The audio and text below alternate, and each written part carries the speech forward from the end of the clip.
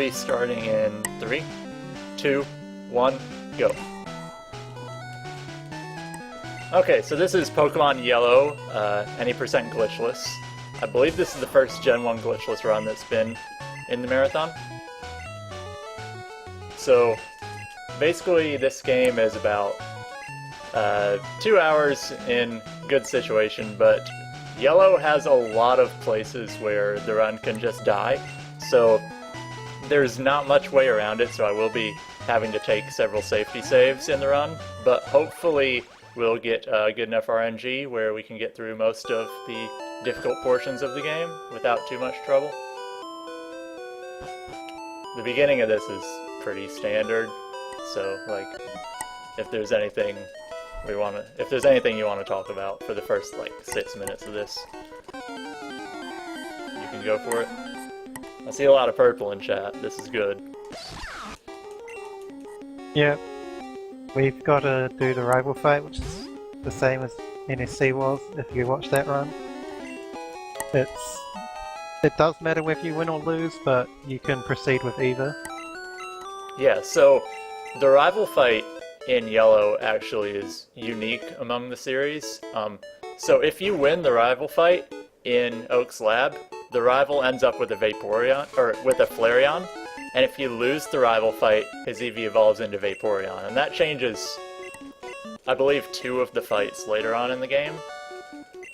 3 rival fights, but one of them, the strategies don't change. If you went and did the optional rival fight, which is a lot slower, and you won both of them, he would end up with a Jolteon, which isn't even ideal because Jolteon outspeeds you later on. So Flareon's just like the perfect balance. You can take it out easily, and it's fastest to get. For the marathon, it doesn't really matter which one we get, but I'd really like to win the rival fight just because it opens up a lot more strategies because you end up with more money from winning. So we just Thunder Shock and hope we don't get trolled too bad. 18 HP actually isn't very good because he does 6 damage with each tackle. Now that he Tail Whipped, it doesn't matter though because he'll 2-shot us. But we really want to see a high damage roll like that or a crit, so we should win now. We're basically guaranteed to win unless we miss. In Gen 1, every move that has 100% accuracy has a 1 in 256 chance of missing.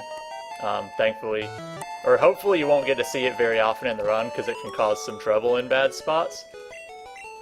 But a lot of times when it happens, it's not too bad. So that was a really good rival fight. Yeah. I'm trying to think what else I can talk about with regards to the rival fight. I think I covered all of that. Yeah, you end up being 1 damage short of 4 hitting him if you don't get the high damage roll. Yeah. He has, I think, 21 HP and you do 5 with each hit, something like that. So you need a high roll for sits or a critical. But Pikachu has a really high crit rate, so you are favoured to get the 4 hit most of the time. Yeah.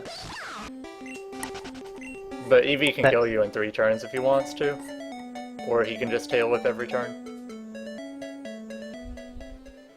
Yeah, the worst thing that both NSC and Glitchless dislike is losing in 4 turns, when you fail to get the 4 hit and then he kills you on that last turn.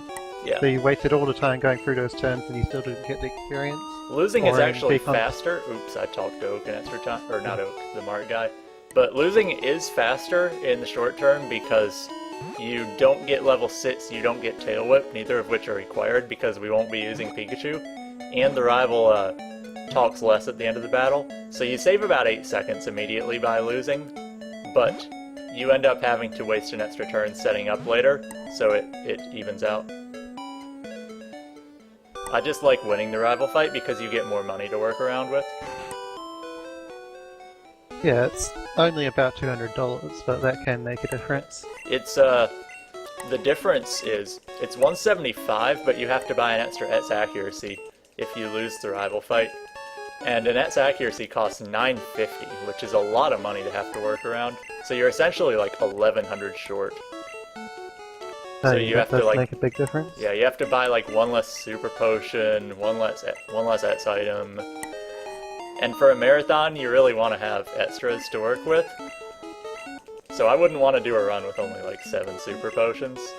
I'll be buying 9, and even then it might not be enough if I have to heal in safety a few times. Because, like, I have no idea what kind of bad things can go wrong. I've had runs where you just like die in dumb places that you wouldn't expect. Yeah, in red, if you want to be paranoid, you can pick up the second nugget in the underground. In yellow, you have to get that nugget anyway just to afford all the items you need, so the backup strats are a bit more limited in terms of money. Yeah. So Route 1, you just, like, you don't need to kill anything. I know in yellow NSC, if you win the rival fight, you kill something, but since we don't use Pikachu, it doesn't matter, and you just hope to get as few encounters as possible. I think I had 5 on Route 1 in blue NSC. Let's see if we can beat that. Yeah, I think, yeah, that's 3. That's actually pretty good. Average is about 3 or 4, I'd say. So now we're going to make our first shopping trip. We have to buy some Pokeballs and some potions here. So we're going to spend basically all our money. I'm also going to buy a Paralyze heal. And you'll hopefully not get to see why.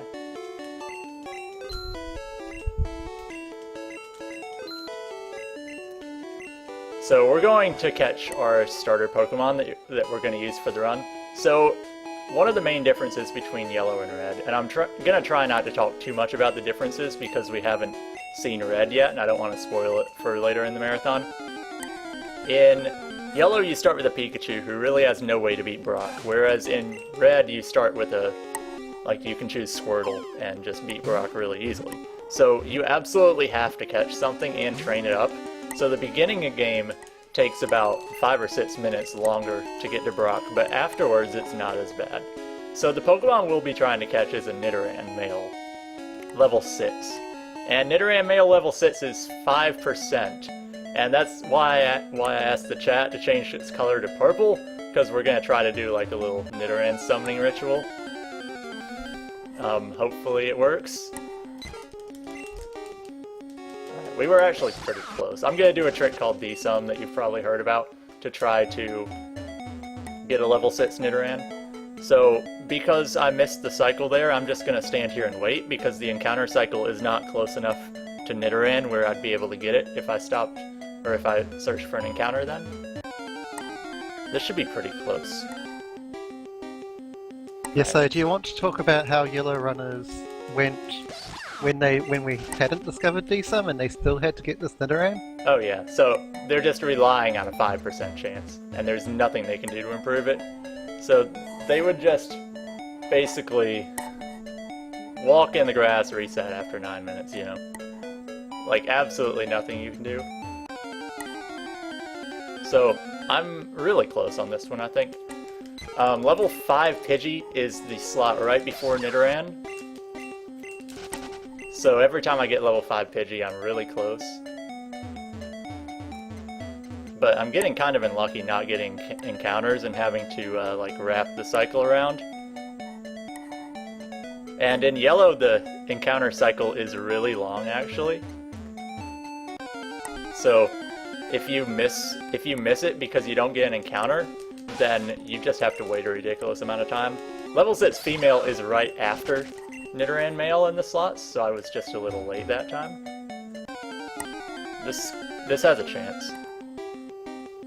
Okay, a little late. But when I'm hanging around these slots, it ends up being like really close, so I don't have to wait as long for an encounter. That's probably going to be level 5 Pidgey. Yeah, I got an encounter immediately when I started looking. I didn't want that. So this is one of the main RNG reset spots in the run, because there's really nothing we can do if Decon decides it doesn't want to work. Okay, there we go. We got him. So normally you would just like chuck balls at this straight away.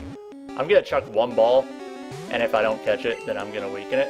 So this is why I bought the Paralyze heal, because Pikachu's only attacking option is Thunder Shock, and if Thunder Shock paralyzes, you need something to heal Nidoran because we're not going back to a Pokemon Center. That would waste a lot of time. So luckily we didn't paralyze, but this also means we have a Paralyze heal in our inventory that we're not going to use.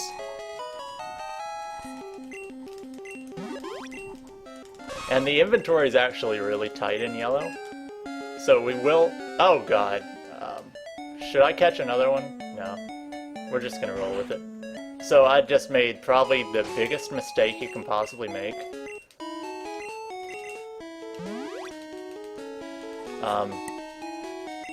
That was my D-pad being weird.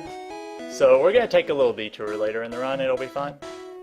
This is a marathon. Yeah, every time his Nidoran does anything in battle, its full name shows up, and it takes 1 frame every character in the name. Normally he would name it a 1-character name, and since Nidoran Male's normal name is 8 characters, that would save 7 frames every time his name is displayed. And if you watch any kind of battle, that name gets displayed a lot. It's not going to show up, like, it's not going to be obvious that he's losing time throughout the run in a marathon setting, but a glitchless attempt, like a world record attempt, that would pretty much be an instant reset. Yeah, I think I will nickname it though when we get to the name writer. Okay, so this fight, the Caterpie has 12 speed, and a level 6 male Nidoran has either 11 or 12 speed. So you really look to be able to win a speed tie in this fight to see if your speed is good. If you win a speed tie, so if you go first before it uses String Shot at any time, then that means you have good enough speed to not have to do the really stupid strat at the end. So we're going to be checking our stats. I have, oh my god, this is an absolute god Nido though. 15, 14, 12 at level 7. Perfect attack, perfect speed, perfect special. We're going to make all the time that we saved. Good job, chat. You can... that Caterpie didn't look very good, but then... You can change your colors now. We did everything we needed to. So, you want to talk about DVs a little bit? Yeah, so... There is, obviously...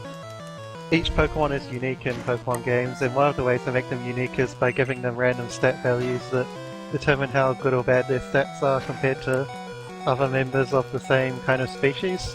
Like, Nidoran, their stats can differ by a value which is between 0 and 15. The Nidoran that Decon has, because it had certain stats level 7, he knows that its DVs are like all 10 or above, basically, or at least the 15 important DV ones. attack and at least 14 DV speed, which is the highest possible in each stat. And I have at least 10 special out of 15, which is insane. So at level 8, you'll notice I was able to get a jingle skip. I skipped the sound effect for leveling up and for learning Horn Attack because my health was low. It's what we call a red bar. It adds up if you can get a lot of those over the course of the run because you save about 3 seconds with each jingle you skip. Of course, it's risky to be in low health at a lot of times, but we'll try to go for them as often as possible. Okay, so this fight's pretty standard. We have 2 options. We can Leer and we can Horn Attack twice, or we can Horn Attack 3 times. It'd be better in this situation to just Horn Attack 3 times, but we want to save Horn Attack PP because this is a marathon setting. I would have actually killed this in 2 hits because I got that critical, but Horn Attack PP ends up being really tight because we don't want to take another Pokemon Center for a while. So this Metapod, this trainer is actually only in yellow. They threw in a Metapod that knows Tackle and String Shot as well as Harden, so we really hope not to see Harden in this fight, but if it does, there's nothing you can do. It's only 1 in 3 each turn, and it can waste some time. And this is also why I wanted to save a Horn Attack, because you really don't know what can happen on this fight, so you want to have as many as possible. You could end up getting to the point where you only do like 2 damage, which isn't really good.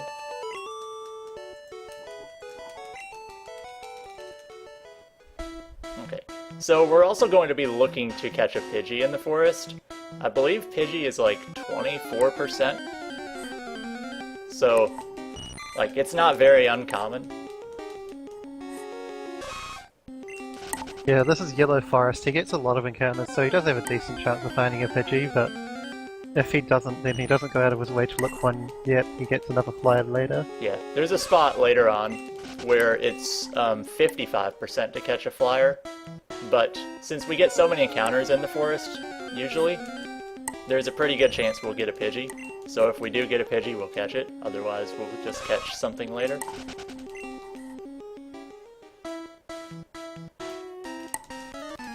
Okay, so I'm hoping that I don't have to heal on this fight. If this Caterpie tackles every turn, we might have to potion. It's level 10, we're level 9. I think it does 5 damage.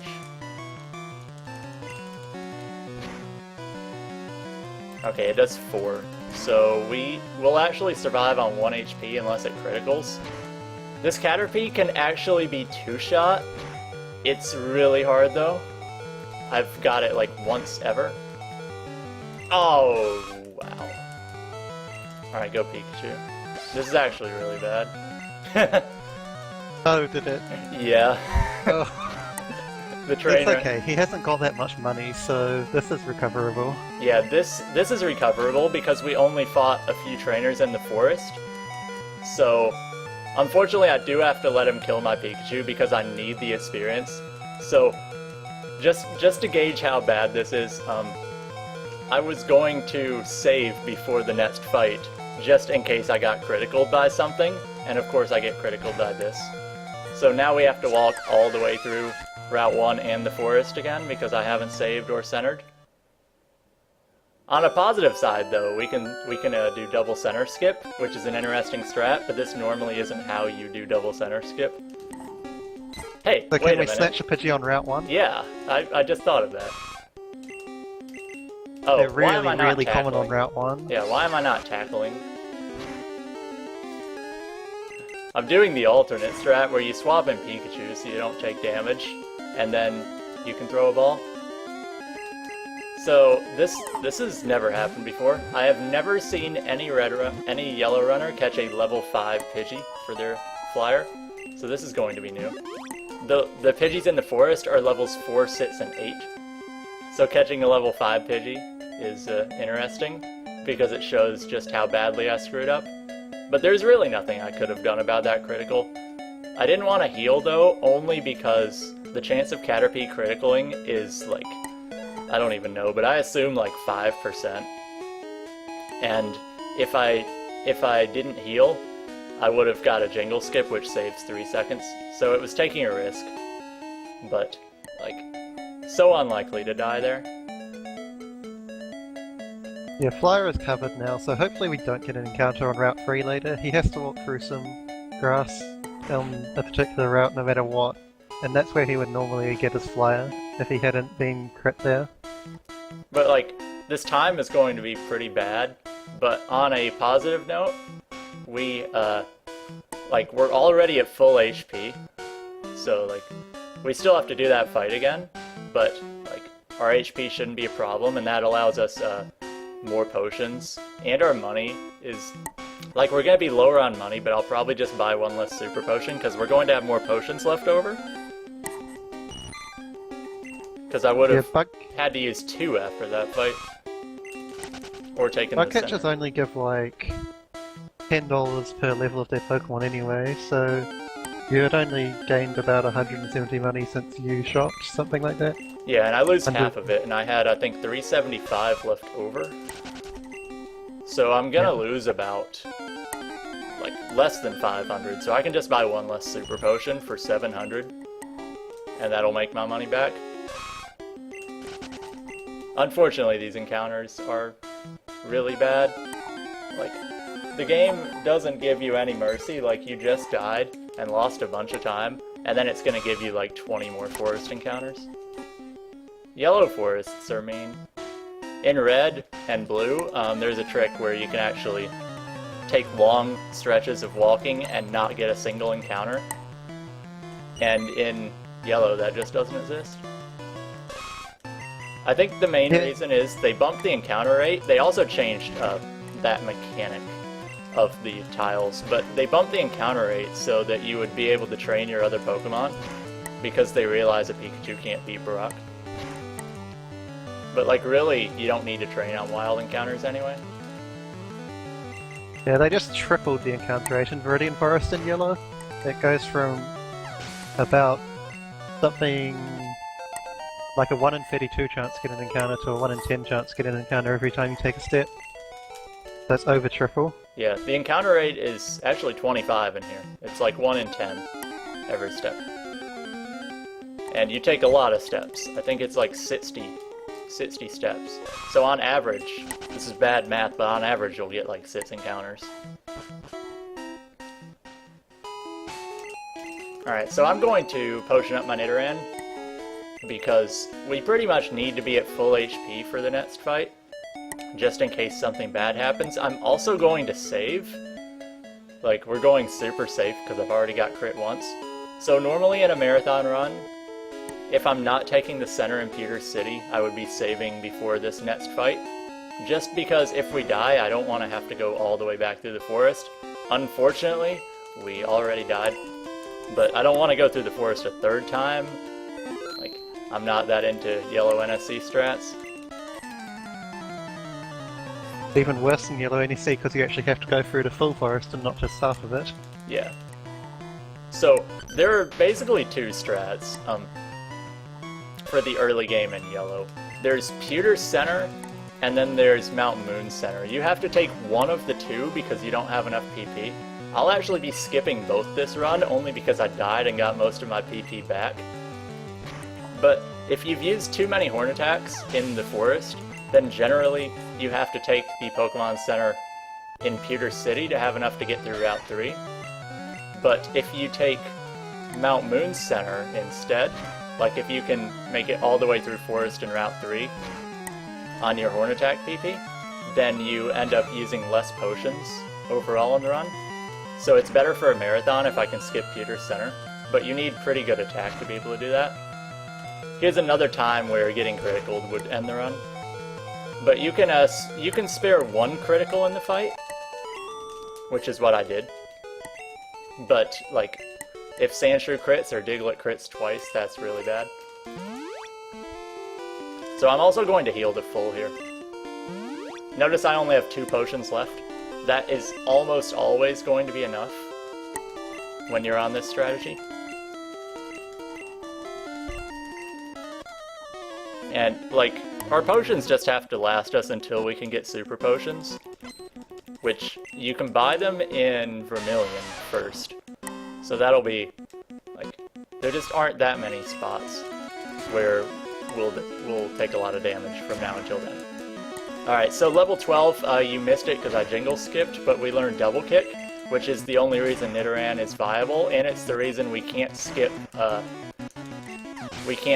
experience from Caterpie. Like, even though it was at 1 HP, I absolutely had to let it kill my Pikachu because I needed the experience. You have to fight all of those trainers to get level 6 before, or level 12 before Brock, and I'm getting trolled really badly. I'm going to actually use this potion, which might be a misplay, but...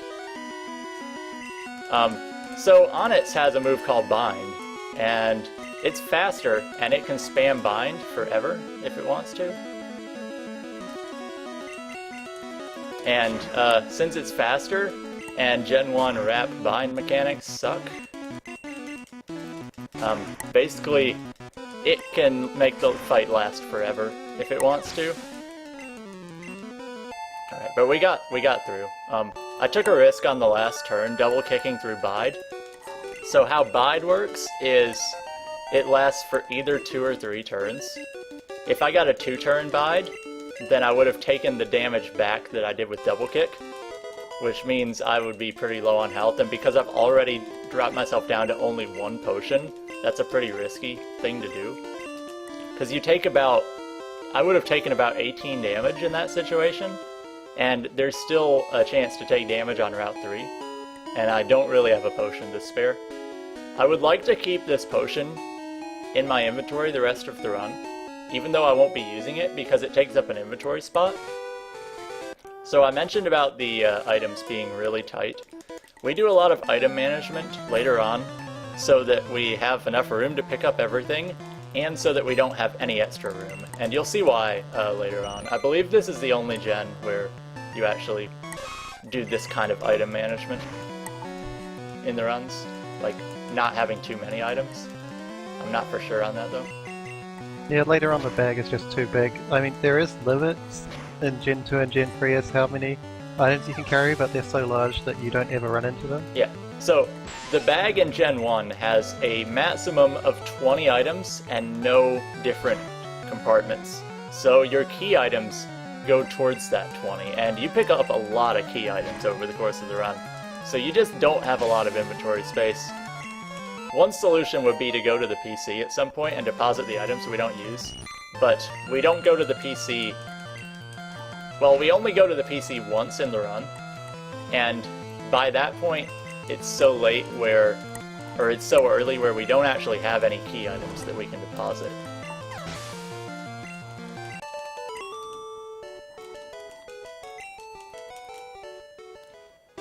Alright, so this is everybody's favorite trainer. He likes shorts. I'm actually wearing shorts right now. They're comfy and easy to wear. This guy can kill a lot of red runs, but in yellow he's a joke because you have double kick and you're faster. Whereas in red it takes like 3 turns, and he can do like 10 or 11 damage with each attack. So in yellow for Route 3, you're pretty high level because you did a lot of training inside the forest. Yeah, so Route 3 is not very bad. That Ekans is actually really hard to kill in 2 attacks. And he also has wrap, so he can waste time like Onyx did. Alright, so we're going to do an interesting trick. So we're going to fight this girl, and instead of the guy below him. So it looks like how the route is set up, that if we fight this girl, then we're not going to be able to get around without fighting the guy anyway. Maybe it's because we need the experience, maybe. We'll fight them both, because this trainer's really easy. But the next trick's actually pretty cool. I just like cringe every time I see that I forgot to name. Because it's wasting so much time. Okay, so trainers reset to their original position when you leave the area. So we're actually going to leave and go back to Peter City and then come back, and the girl will be in her original position so we can walk around her. And this is faster than fighting the guy below him because she only has 2 Pokemon and the guy has 4, and 2 of them are Caterpie and, or not Caterpie, but Metapod and Kakuna.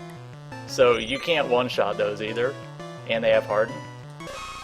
So it ends up being faster to fight her and walk around. Yeah, in red you need the experience from the 4 bug Pokemon, but in this game you're already quite high level in comparison, so all you need to do is make your way through as fast as possible. Yeah, I don't want to compare yellow to red too much, but in yellow after Brock you're 5 levels higher for Route 3 than in red.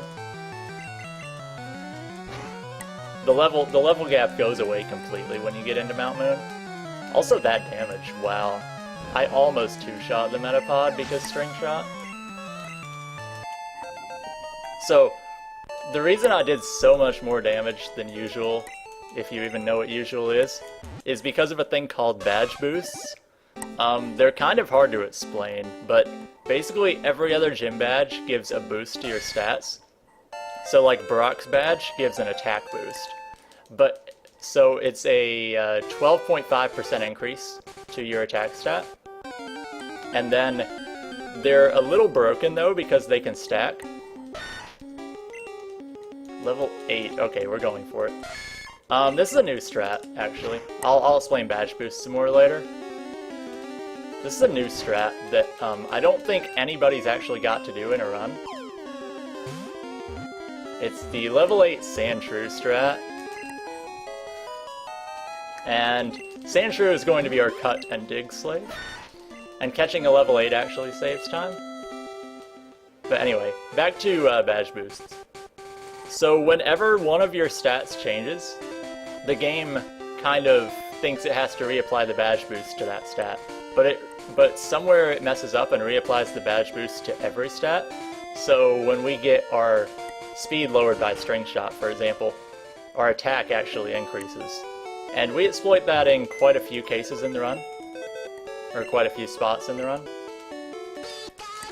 Alright. Yeah, we have to wait to get the badge which gives the correct badge boost, but Once we do, but since we get the attack badge boost so early, and Nidoran is mostly a physical attacker, at least at the start of the game, you can do quite a lot with badge boosts. Yeah. Also, rip Pikachu. That's the time we use the PC. It's faster to deposit Pikachu because it, like, Pikachu ends up giving you a few cutscenes later on in the run in 2 different spots, and those cutscenes waste a lot of time, so it's faster to deposit. Alright, it's time for Mount Moon, everybody's favorite part of the run.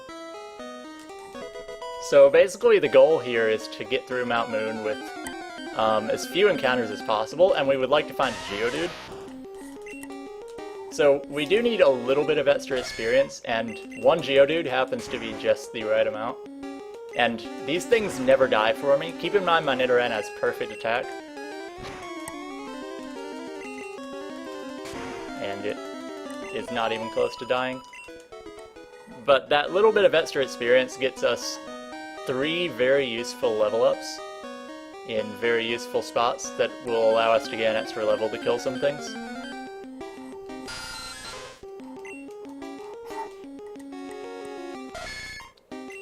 If you guys want to like start counting Zubats, that would be good. Unfortunately, when you kill something in the wild, it's got random stats of its own, just like his Nidoran did, and that Geodude obviously had a high combination of defense and HP that made even his own high stats useless in terms of getting the one-shot. If you have at least 11 attack out of 15 DV, then it's worth it to kill a Geodude, but I have never one-shot a Geodude when I had perfect attack, ever. I get them all the time when I have like 13 DV, but not with 15. DVs, by the way, are just IVs from the later gens, but they're scaled down to a 0 to 15 instead of 0 to 31 scale. I don't think that was mentioned. Yeah, so 15 is basically 30. You can't get exactly as much as you could if you had 31 in the later games, but it's close enough, so who really cares? Yeah, at level 50 it's just a 15-point stat No, it's a 15-point stat increase from 0 to 15 at level 50. And that makes a lot of difference, especially in speed. Alright, so we're going to evolve. This is one of the main reasons Nidoran's used as well. You can evolve super quickly. Somebody in chat's asking why no repel for Mount Moon. From this Mount Moon, I'm just going to say you don't need repel, because encounter rate in Mount Moon is so low, but that would be a dumb answer. They only sell repels before Mount Moon in Fire Red Leaf Green, not in Red Blue Yellow.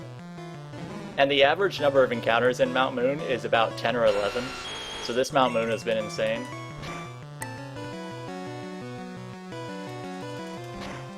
Yes, hopefully Gunnermaniac, the current Yellow World Record holder, will be able to come in and do a bit of commentary later on, and I imagine he'll be quite jealous when he hears about this Mount Moon, provided it closes out as well as it started. As long as he shows up after Lavender Town when I change my when I nickname my Nidoran, then I think he'll be fine. But if he looks and sees that my Nidoking is named Nidoking, he'll probably just laugh, unfollow me, and never talk to me again. Like, he laughs at one of my strategies that I think is a really good strategy, but he's just like, that is a terrible strat, you should never use it. Alright, so this coughing, at level 17 he's pretty likely to die, but he never dies. So we end up, I haven't explained this yet, but we use double kick on the last turn. And you might wonder why we use double kick, as opposed to something like tackle, which is less test. We use double kick because it has 100% accuracy, so it can't miss, and it has an animation that's a shake animation. So there's 2 types of animations when you have battle animations off. There's a flash and a shake. Horn Attack is a flash animation, so I want you to just compare like how long it takes the Pokemon to flash versus how much time the shake takes to do damage. So this is a flash animation. It's actually quite slow. This is another flash animation. And I'm going to be shaking the next Pokemon with double kick. much faster. It's like 0.6 seconds faster each time, something like that. I don't know. But anyway, a shake animation, even though it gives not very effective test, is still faster than using Horn Attack. Just by a little bit, but it adds up over the course of the run. Alright, I think I should probably Horn Attack this instead of double kicking, because I think it wouldn't do enough damage to kill.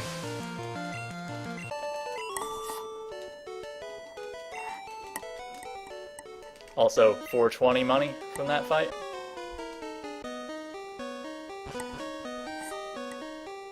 Okay, that's legitimately the best Mount Moon I've ever had. That's never happened before. I've had 2 straight 3 encounter Mount Moons now. My last practice run for Marathon was 3 encounters.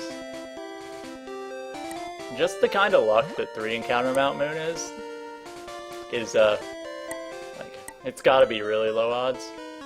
We're coming up on another fight that has a lot of potential to troll. But first we're gonna grab this rare candy in the back of this house. If anyone in the red race gets a 3 encounter Mount Moon, they'll be well on their way to winning the race. Yeah.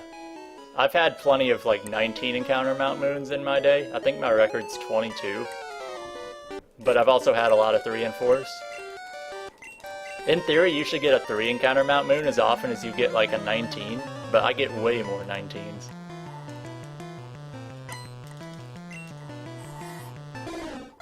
Yes, perfect Nitto, perfect Mount Moon, but then Caterpie. That's the small margins that matter in this kind of speedrun. But and he's like 6 minutes behind where a world record attempt would be, if not more. Yeah, just for the record, I was already 3 minutes behind my PB at catching Nidoran. So most of the RNG in the run is just catching Nidoran quickly and having good stats. Okay, so this Sandshrew knows Scratch and Sand Attack. One of them is obviously bad, because Sand Attack lowers your accuracy and makes it impossible to hit anything. But after one Sand Attack, it's better to just stay in and try to hit moves, because we one-shot Rattata, and like he can kill us, but it takes him a long time to do damage. And the next Pokemon is an Eevee that has a chance to die in one hit as well. But it also knows 2 bad moves, Sand Attack again and Growl. If you miss and it growls, it takes a lot more time to kill. I've actually had it growl 3 times while I was missing Sand Attacks, or missing double kicks, and that's actually really bad, because Eevee only has 1 attacking move, so it's 1 in 4 to attack. So you can't even swap out, because if you swap out, he's going to take forever to kill whatever you swap in.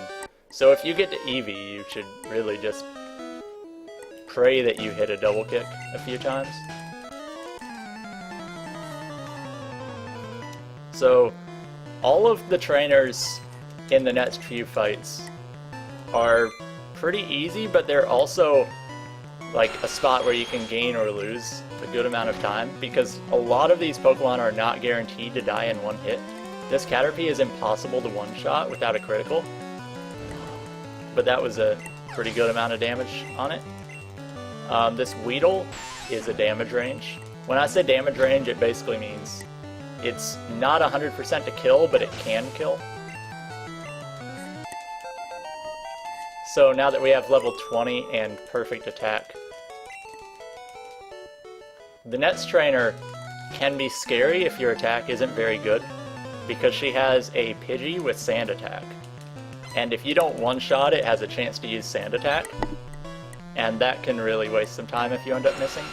But we have perfect attack, so I don't think this is a damage range, but it probably is still. Okay, we crit, so it doesn't matter.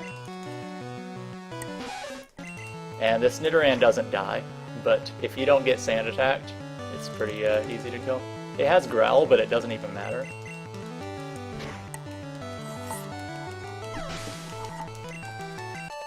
Yeah, Growl might cost you a turn if your attack is very low, but considering we're on perfection here, it's completely irrelevant. The only way Growl can waste time is if you're Sand Attacked and you miss on the first turn and get Growled before you do damage. But even on good attack, you still two-shot. Alright, so this trainer is pretty scary. Like, he can't... I've actually died to this trainer once. It's impossible for me to die to him now, but I've died to him before. His Ekans is a damage range as well and has wrap. This Zubat, if you have bad attack, or basically anything but perfect attack, is another damage range. And it has Supersonic. So yeah, a lot of scary fights on Nugget Bridge. For losing time, this went pretty well though. So now we're going to learn the second most broken move in the game.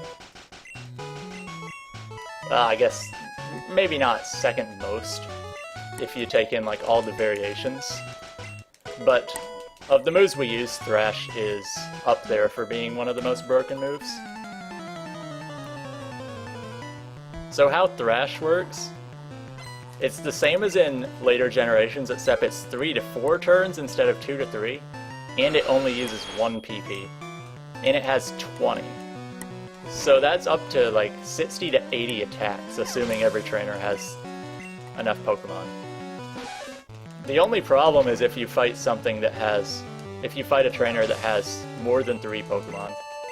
But I think there's only one trainer we actually thrash that has more than 3 Pokemon. Yeah, this fight is, in both Red and Yellow, infamously known as the 410 Thrash Girl, and that'll come along a bit later on. Yeah, so for the next, for the rest, basically up until Celadon, we're just going to be spamming the A button with Thrash. Except on a few fights where, they have rock types, then we'll be using a different move. But Thrash puts in a lot of work.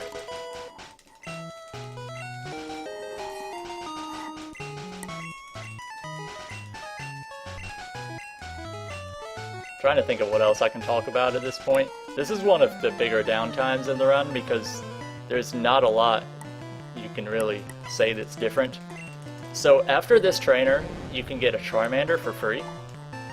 99% of runs get that Charmander for a cut and dig slave, but we already have a Sandshrew, so we're gonna skip that. I did have to use my last Pokeball on Sandshrew though, so I'm just doing some thinking of how my item management is gonna work out, because I'm out of Pokeballs early, and I have Paralyze Heal still, and I only have 1 potion. So you have to do a lot of planning in Yellow based on what items you have, because, like I said, the item management is so tight. Yeah, and to clarify, it's not just the number of items that he has, it's the order they're currently in, which matters for when he's doing menuing later on in the run. Yeah. If you haven't seen some of the big menus in Gen 1 Pokemon speedruns, they're pretty legit. There won't be any for a little while, because we kind of need more items to be able to use.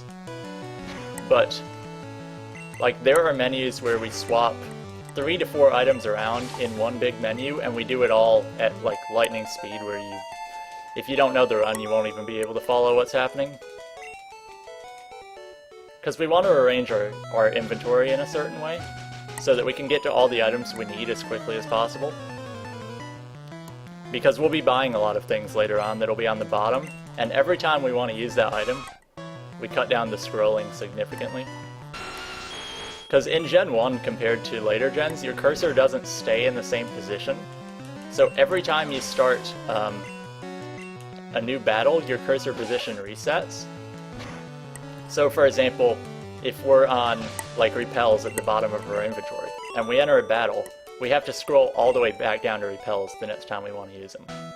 So instead we swap them as high as we can, so that we save time later on with all the times we use them. Yeah, it's a bit of a balancing act as to which items are even worth swapping up at all, and out of the ones that obviously are, which order you want to put them in. The bike ends up being at the very top eventually, but there is a small thing before that where we used to put bike on top straight away, but now we put repels up top first, because we use all of our repels, which then automatically shifts the bike up to the first place for the rest of the run. in this run, I'll be putting Bicycle in slot 2, and then it'll eventually get up to slot 1, like Decon082 said, we'll be running out of repels. But a lot of times I also put Bicycle in slot 3, and then I sell one of the items that's still above it, so it gets in slot 1 regardless.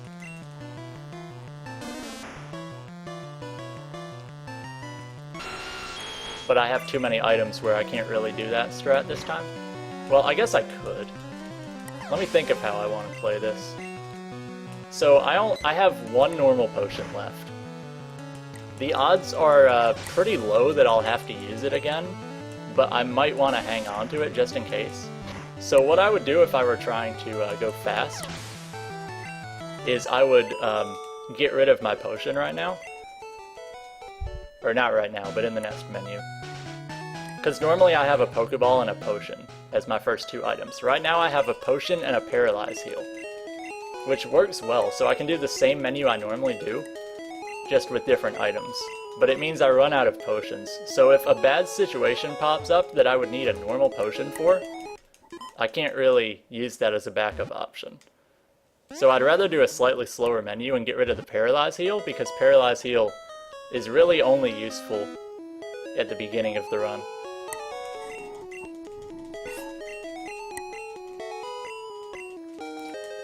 Okay, so we just got the SS ticket from Bill, and we're coming up to one of the hardest fights in the game. I say one of the hardest, but it probably is the hardest fight in the game.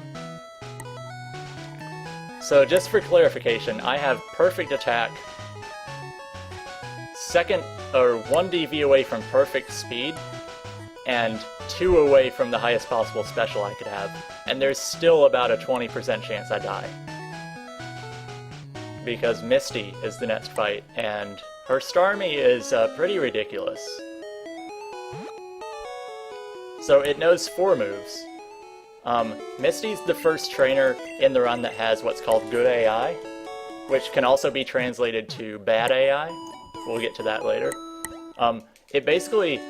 There's some modifications that trainers have if they have good AI, and the first one that comes into play most of the time is they'll only use moves that are super effective if they have the option. So because Nidoking is weak to water moves, she'll only use Water Gun and Bubble Beam. So we basically have to be able to tank 2 hits. If you have really good speed, you can be faster than Starmie, which means you only have to tank 1 hit, but she can still critical, and she can still lower your speed with Bubble Beam. So there really is no safe way to play the fight, and you can always die. She also has an S defend, which makes it so you don't 2-shot. So a lot of bad things can happen. So even though I have perfect stats, and I just took the center, I'm going to be saving.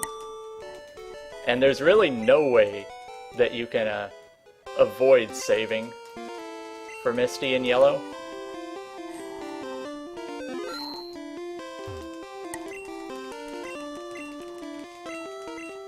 Yes, this is also, being Gen 1, the crit rates for pretty much every Pokemon apart from the slowest of the slower jacked up way higher than they are in other gens, and Starmie has a decent amount of speed, so Bubble Beam critical will come close to one-shotting Nidoking. Not this particular Nidoking because its stats are so high, but if you have a bad Nidoking, you can just die in 1 clean hit.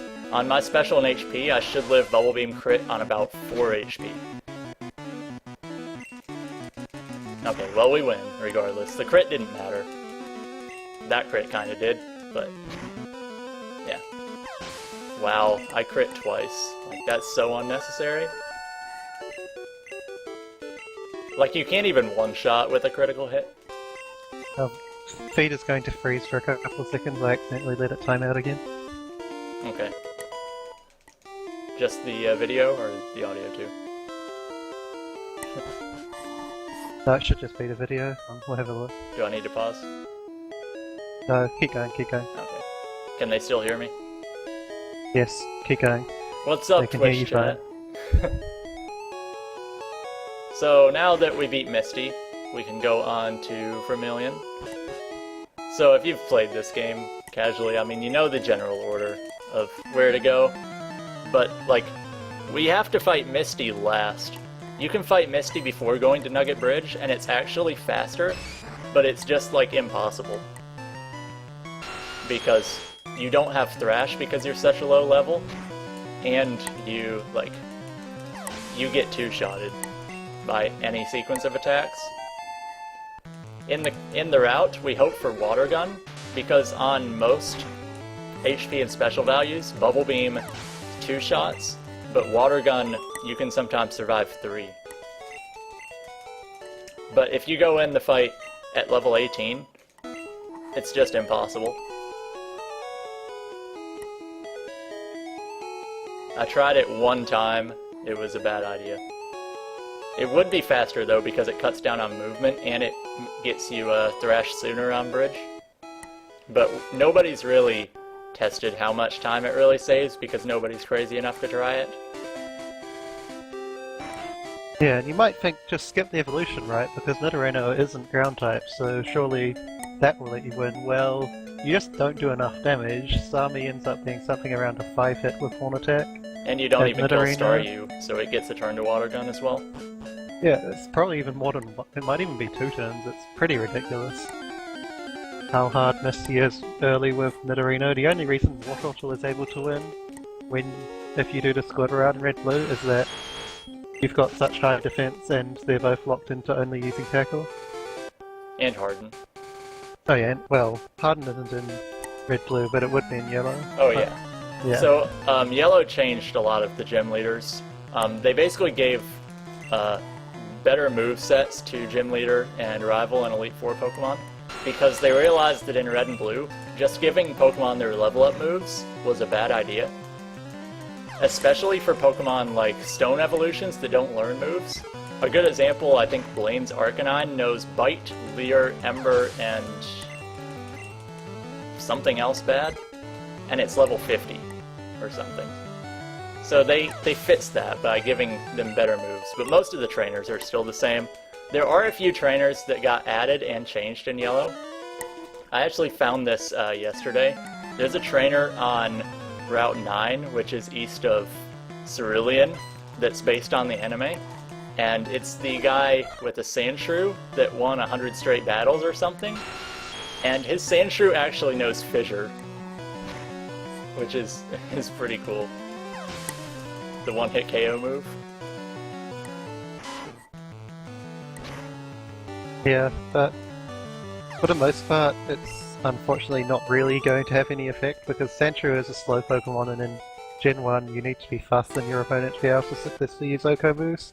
So it's a real flashy thing, but most of the time, unless the player is severely underleveled, it's not going to do anything to them. So this is our next shopping trip. I'm gonna buy one more to be safe. Oh god, I did that again. Alright, so How did we end up our on money... money? Oh, what were you saying? How do we end up on money? Yeah, I think our money should be fine. I bought 8 super potions instead of 9. In a normal run, I probably won't use more than 5, but I like to have more for safety. Gunnar said he just got here. I can't really check Skype right now, though. I don't see him on the TeamSpeak Well, yet, so Yeah, I saw him on Skype. I gave him the info. he shouldn't be too long now. Although he's going to see Nidoking, the Nidoking. Tell him so... not to come for a while, you know? I think you're on your own now. Alright, so we're teaching Bubble Beam here.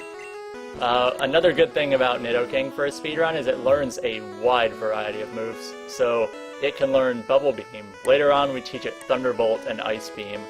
But one move it can't learn that is actually really annoying is Dig. It's a ground type, it can learn Bubble Beam, Water Gun, Ice Beam, Thunderbolt, Fire Blast, Surf, but it can't Dig. So instead of teaching Dig for a 100 power ground type move early on in the game, we have to wait until we get Earthquake, which kinda sucks, but...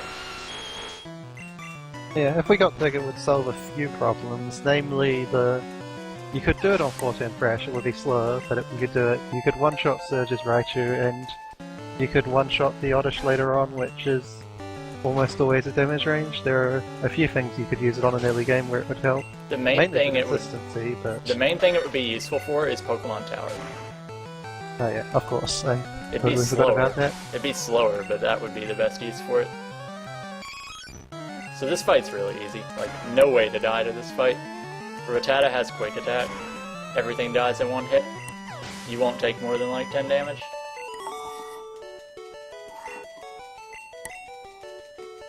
Yeah, some really old yellow routes used to do this fight before Misty. They didn't have Bubble Beam, and so the Sandshrew was just as much of a troll as the one on Nugget Bridge, really.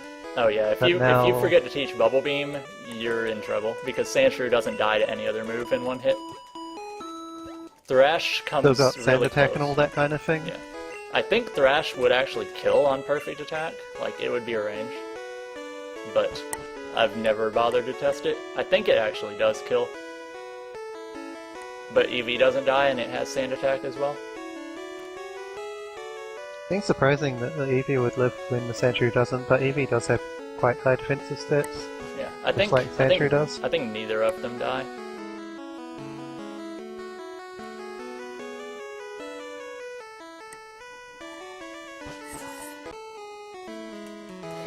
Gunner's here.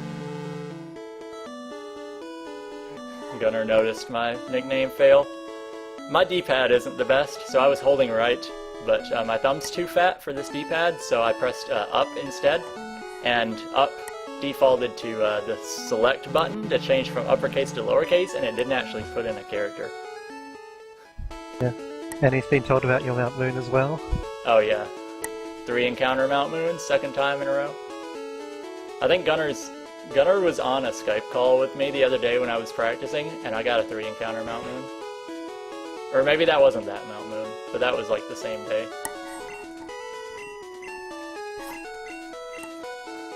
Okay, time for this guy. This guy's fun. He talks a lot. Oh yeah, and this is the place where the second Pikachu cutscene would be if he slid Pikachu. The first was at Bill's house.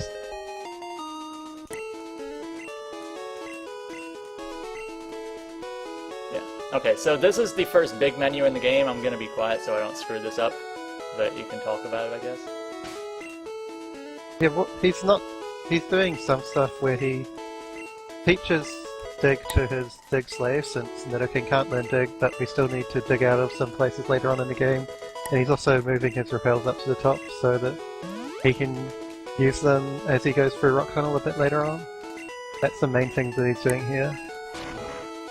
He also needs to heal to close to full because this Raichu does a lot of damage. This It has- Raichu is just as likely to do 0 as he is to do like 50, but I've played it safe and healed a little bit. Alright, so these are trash cans. These are fun. And I got the worst possible cans. Hopefully they work. Okay. Oh wow, yeah. Because I'm not at full, I'm also going to save here.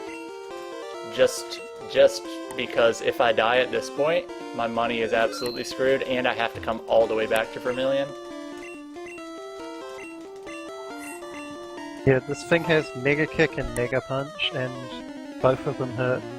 Yeah, Mega Kick Especially if they're Critical would do critical. about... Well, I think Mega Kick Crit would probably one-shot me, but it's more likely to miss than it is to crit. And I should two-shot this Raichu, and it has other dumb things like Thunderbolt at speed. Like, the save For is some only reason, because no you good can- AI on this fight. Yeah, Surge doesn't have good AI. He does in red, I think, but not in yellow. Wow, I didn't get the two-shot.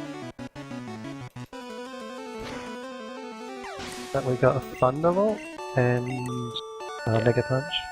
Yeah, the save was only really because I don't know. Just extreme variance on that fight is you do not want to die, so it was better to take the save even though you've got such high odds of not dying. It's just crazy how The differently that The fight save can is go. only... It's like the save I would do in Pewter.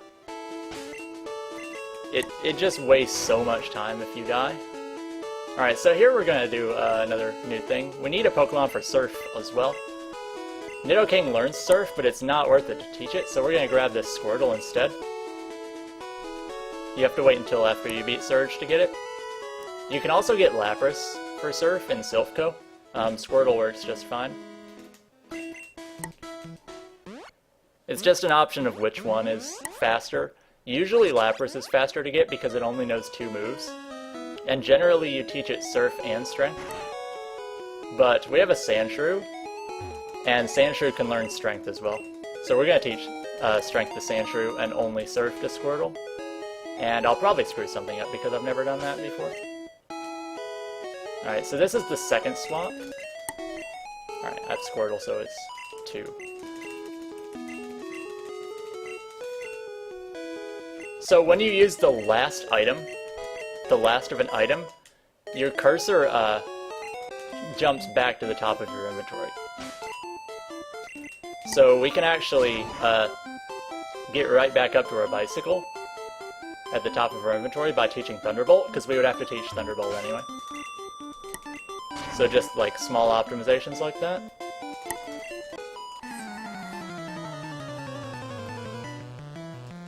Gunner, I said, oh, it was 6:30 my time. You're 5:30. Crap. Forgot about that. Yeah. He said that he thought you and him were in the same time zone, apparently not. I think I told him 5:30 at first. Alright, so this is the 4-turn Thrash fight. This is the only Pokemon, the only trainer with 4 Pokemon that we have to use Thrash on because Oddish doesn't die in 1 hit to anything. So we could kill it with like 2 Horn Attacks, but it has moves like Sleep Powder, Stun Spore, that it's really risky to use any other move. So we have to Thrash and hope we get lucky. We didn't get it, so that's fine. Bellsprout's also kind of scary, it has Sleep Powder. But you're still 50-50 to hit through on the last turn, so there's really only a 25% chance of getting screwed, because it's 50-50 to not get the 4-turn Thrash, and then 50-50 to hit yourself in Confusion. But if I had really low health there, I would have swapped out instead, and then swapped back in Nidoking to get the kill. Alright, so just some more trainers. We're coming up on a Rock Tunnel, and you might be wondering why we don't have Flash. Catching 10 Pokemon is slow, plus you have to go out of the way for Flash, so we just do it blind. And if you haven't seen Rock Tunnel in Gen 1, or Gen 2 actually, it's completely blind. You can see where you are, you can see the walls, but you can't see any of the trainers. So there's a lot of... you kind of have to memorize where to go, because you can't see anything. But it's really not that hard to do. It's going to look really simple, but there are about 7 or 8 spots where if I'm 1 tile over too far, I end up hitting a trainer. Which can be really bad. Yeah, if he fights an optional trainer, there's pretty much absolutely no value to that. Yeah, like it wouldn't kill the run, but it would just waste time, and I don't need any extra experience. Yeah, getting any more levels isn't really going to change whether you 2-shot or 1-shot or whatever any of the actual compulsory enemy Pokemon, so definitely better to just not hit any optionals. The only thing that would help is if I could fight optionals to get to level 30 before Oddish. There's a trainer with an Oddish that you don't one-shot unless you're level 30, but there aren't any optional trainers before that fight. Yeah, he would have to go out of his way to fight trainers on the previous route, and yeah, none of them were really worth it. There aren't many trainers who give enough extra experience, and you need a lot of extra experience. In Red, you actually get level 30 for Oddish a lot of the time, but in Yellow, with Surge only having 1 Pokemon, and with the rival having a bunch of unevolved stuff, you get a lot less experience in Yellow than in Red early on. So you end up being pretty low level for this section. But this is the only scary fight. Everything else dies in 1 hit in Rock Tunnel, because Thrash is just so good. But this Oddish is about a 63% chance to die. And if we don't kill it, it has Stun Spore and Sleep Powder. Sleep Powder is really bad. Stun Spore is also bad, because we can't heal this because we're locked into Thrash. So I will have to full restore this when I get the chance though. Which is going to change my inventory a bit, but it's not the end of the world. We picked up a full restore in the underground. It was hidden, but it's absolutely necessary in case this happens. If we try to do these fights paralyzed, it's just not going to work. So I'll heal this before the next trainer. Where is this thing? Oh god, I could use... Yeah, I'm gonna use the paralyzed heal, actually. I forgot I still had the thing. Yeah, that obviously isn't the only fight where you can get paralyzed either. There was the 410 Fresh Girl, if he got particularly unlucky and Gen 1 missed on an oddish. Yeah. And then later on there's some Ghastlies that no lick. Alright, so I dodged about, I think, 3 trainers there. If I was one tile too far over, I would have hit somebody. And that movement's really precise in the dark. So now my items, I'm 1 item down, actually.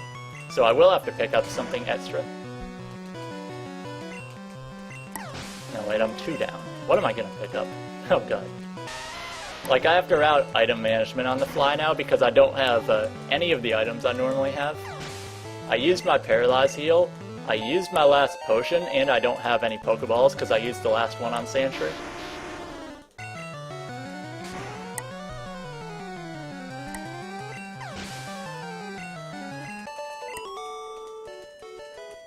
So I just have to pick up an extra item somewhere.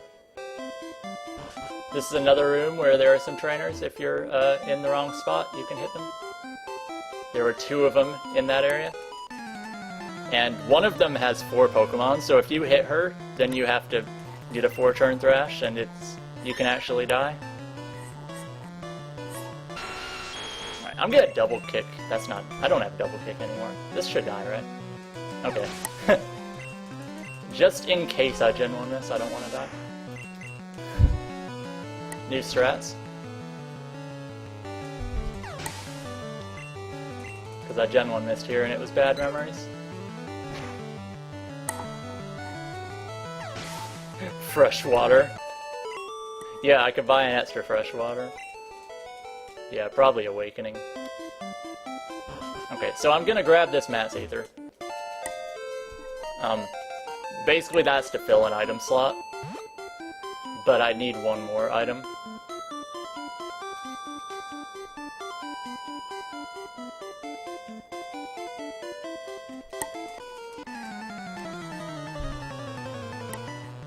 Okay, so this is the last trainer we have to fight before Celadon. It's really just a trainer gauntlet here. And you can either Bubble Beam or Thrash this Growlithe. My attack is really good, so I'm going to Thrash. It's still not guaranteed, even on perfect attack. And I didn't get it. Nothing you can do about that. Bubble Beam, I think, would have been guaranteed. But Thrash is faster if it kills.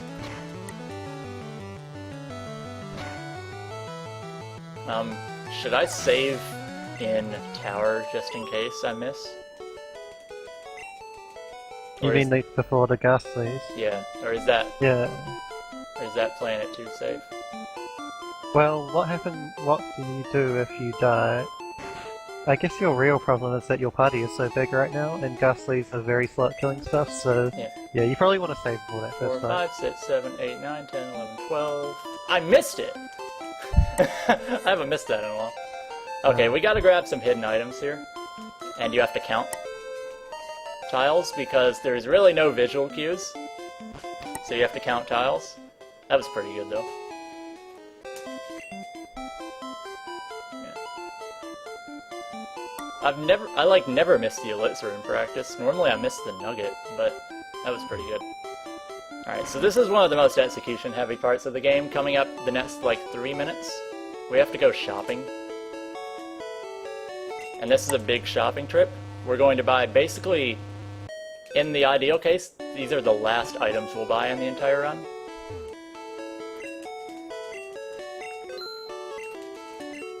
First we gotta sell some stuff and get some money, though.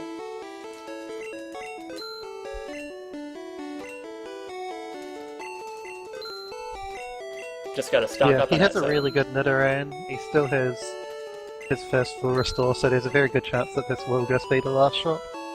Yeah. So normally if you have a full restore... Okay, I've never done that before. If you have your full restore still, then you don't have to buy any full restores before the Elite Four. But I'll probably buy some anyway. Like, I probably don't even need to.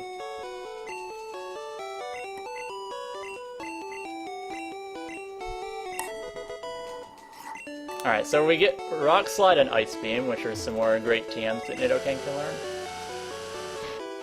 I had enough money for an extra at speed, actually. But there's nothing useful I can buy for 450. Or 471. This Pokédoll will be useful in about 6 or 7 minutes. And now I'm coming down here and I'm gonna buy my repels. Not to mention a certain very important TM. Oh yeah, I mentioned the second most broken move in the game was Thrash. We're about to show off the most broken move in the game. It's the move that makes Nidoking insanely fast in a speedrun.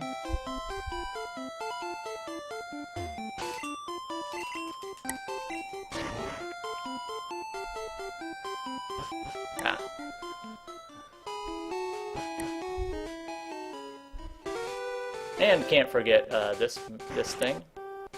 I guess I could have bought like an antidote or something in that shopping. Would have been faster than picking up an item, because I had money to spare. Okay, time for the hardest menu in the game. The longest big menu. Yeah, he's moving stuff like his super bells up to the top, but he also tries to combine every time he goes down with doing something at the bottom as well. Teaches fly and does other stuff, Yeah, like teaching horn drill. Yeah, you can do the explaining in this part. As he said before, every time he teaches from a TM, which uses up the TM, his cursor resets back to the top, and from there he can swap some other items. And yeah, he teaches 2 TMs here, at the same time as swapping 2 of his most important items up to the top, as well as teaching fly so that he can proceed after this by going to clear Pokemon Tower. That was basically a perfect menu, except trying to teach fly twice. That was. And you can tell I only know red. He's actually teaching 3 TMs. Alright, we're gonna take a little detour right now, actually. Actually, no, I'm gonna do it after Tower, because I used my repel and I think my steps will wear off. I was gonna take a detour to the Namerator. Like, it would be worth it. Even though you lose time going out of the way, the amount of time you would save is just worth it. Yeah, so we pretty much have our final move set for the rest of the game, with the exception of one move, which we'll pick up in a little bit. So now you're gonna see why Horn Drill is the most broken move in the game. Of course, we get Fury Attack.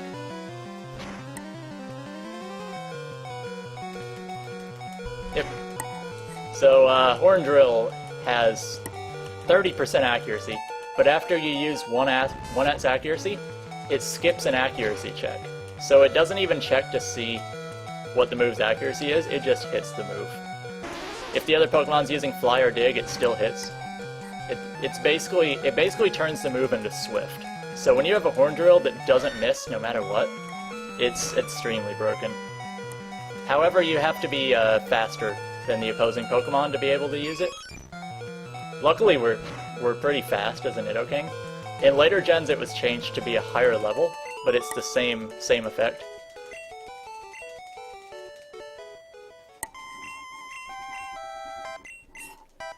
Okay, I will save before the next fight, but if I have to reload a save, then I'm going to be down a repel, because how repel mechanics work in this game. There are some Ghastlies, and they have, if you miss an attack on them, they have Nightshade, which would outright kill me from this HP. So I'm going to play it safe by healing, or by saving. In a normal run, this would be one of the most likely spots to die. Because we have to hit, this trainer has 2 Ghastlies. There's a heal pad right afterwards, but if you miss a Rock Slide, which is 90% accuracy, then you have a really good chance to die. There's only about a 19% chance you miss one of these two, but that's a pretty high chance to lose a run. Of course, they could do something that's not very bad, like Lick, not Paralyze is one of the best things, but their movesets are just really trolly. Do they have Hypnosis? I know they have Confuse Ray, which is really bad. No, it's just Lit, Confuse Ray, and Nightshade, but even that's not really any better because at least if it had Hypnosis it would have a chance to miss. Yeah, all three of them are really bad moves. So we're picking up some items here. The Awakening wasn't really required, but I need an extra item, I think. Yeah, I need an extra item. So I picked up that Awakening. And we also picked up 2 Elixirs, which are going to be... That gives us 3, and that ends up being all of the PP items we need for the rest of the run. Because we're going to try to be skipping as many Pokemon Centers as possible, because our HP, like, we have enough healing items, and it's faster to just use items than to go to the center, so we're going to be skipping pretty much every Pokemon Center. I think we're going to take 1 more, maybe 2, the rest of the run. And these Ghastlies aren't as bad, because we're at full health now. There's really no way you can avoid skipping that heal pad. So if you wanted to, like, save some time by skipping that heal test and keep Red Bar, for example, you would have to fight an extra trainer. And since everything in here is a ghost, you'd have to hit another Rock Slide, and I think that trainer has a Haunter that wouldn't be guaranteed to die.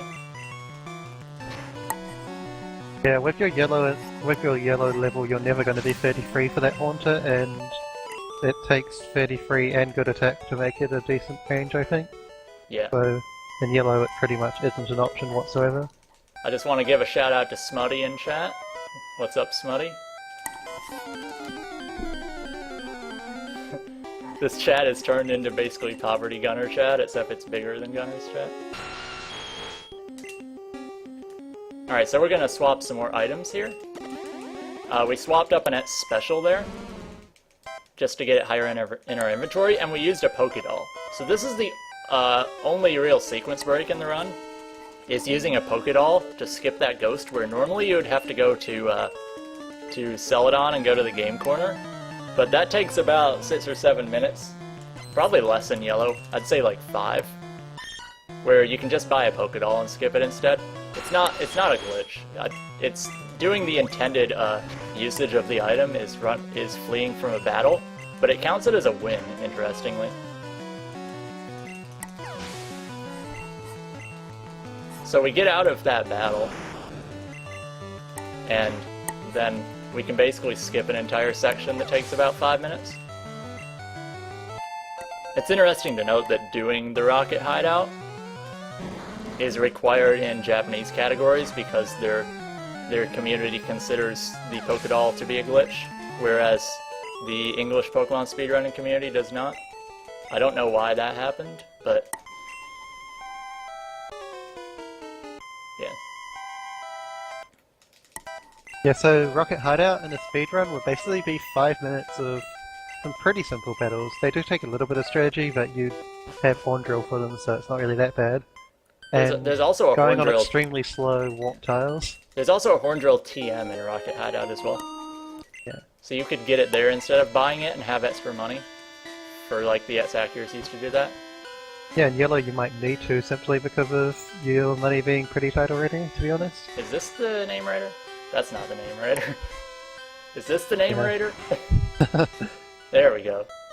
You might have seen this already if you watched the 151 run. Finding a name raider is apparently more difficult than it seems. But here we go. Now we can get a one character name. Alright, the return of B. The return of B, the legendary Nidoran. Oh god. I thought my cursor was on bike for some reason. Okay, so now we're gonna fly to Celadon. Normally you would just fly to Celadon right away. Like, I think it's the left house in a different game, I really do. Like, I think they moved it in Gen 2. Wait, no, there's not even a name raider there in Gen 2, is there? It's in Goldenrod, but is there one in Lavender as well? I think there might be two, like... Yeah. But yeah, I know that the main one is in Goldenrod, but I couldn't tell you if there's still one in Lavender or not. Speaking of There's Goldenrod... like a graveyard and stuff. Speaking of Goldenrod develops too. We do not mention Goldenrod in this chat. Oh, sorry. Nobody heard anything.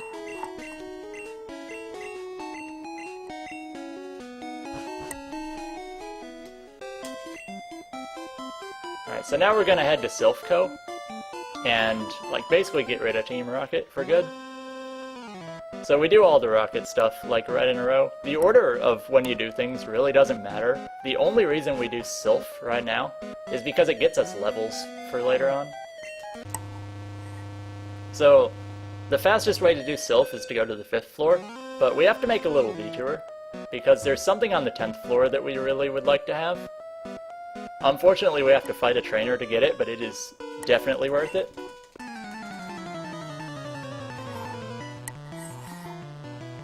Yeah, not to mention that you get the rare candy, and if you're a slow drain, you get the Carbos as well. Yeah.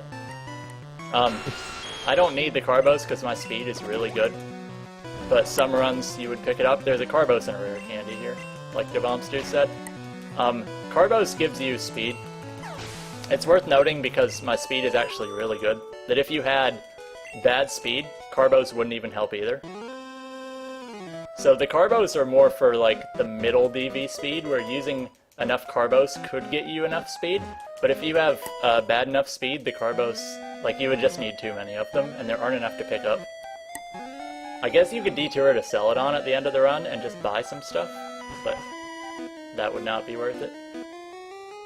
Not to mention they cost 10,000 each. Even if you did go there at the end of the run, you still wouldn't have that much money. Like, you see, if you watch all the way to the end of this run and you see the Hall of Fame, he has a lot of money, but a lot of that just comes from the Elite Four battles, and obviously, once you've entered the Elite Four, you can't get out, so he wouldn't really be able to afford that many Carbos, even if he did go there at the last possible moment. Yeah, I think you normally have enough for like 10 full restores at Elite Four. Obviously, you wouldn't want to buy that many. So that's 3,000, so that would get you 3 Carbos. And on really bad speed, 6 Carbos would not even be enough. I think 6 Carbos would work on like 4 DV speed. And you can have 0 to 3, and then you're just like really screwed. The backup strats, if you don't have enough speed, there's 2 backup strats. And neither of them are very good. But they're the best we have. So in runs, like, if you're going for serious times in this, you really want to have good speed. Attack is really important for saving time, but speed is more important because if you don't have good speed, then the run just gets about 100 times more risky at the end. And it's the last fight in the game, too, that you need the speed for.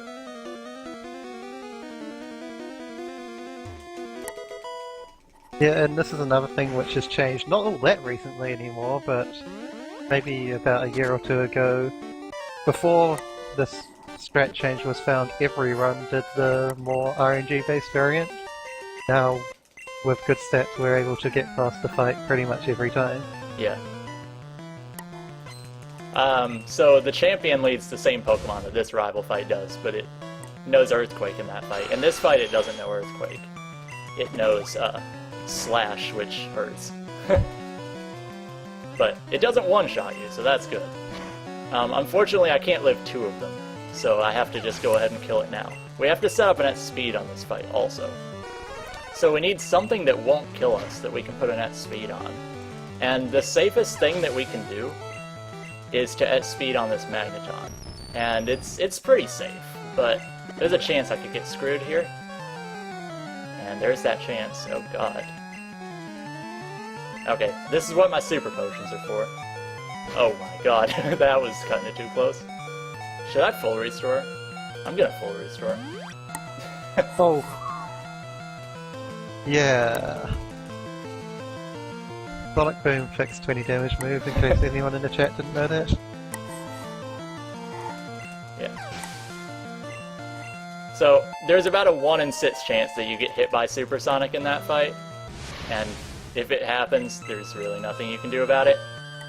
Alright, I got really lucky that I hit Kadabra because it has psychic moves, but I'm at full health though, so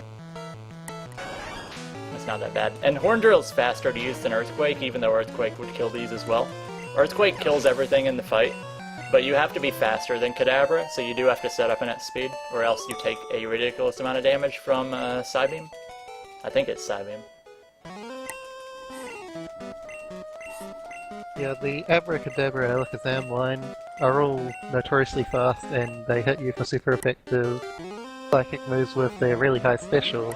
So they would be a threat apart from the fact that basically all of them are late on in fights. So Yeah. most of the time you just sweep them away with setup you've done on the previous Pokemon. Yeah. The champion fight is the only one where you can't really do that, because he throws his Alakazam out second, and you can't set up very well on the lead Pokemon.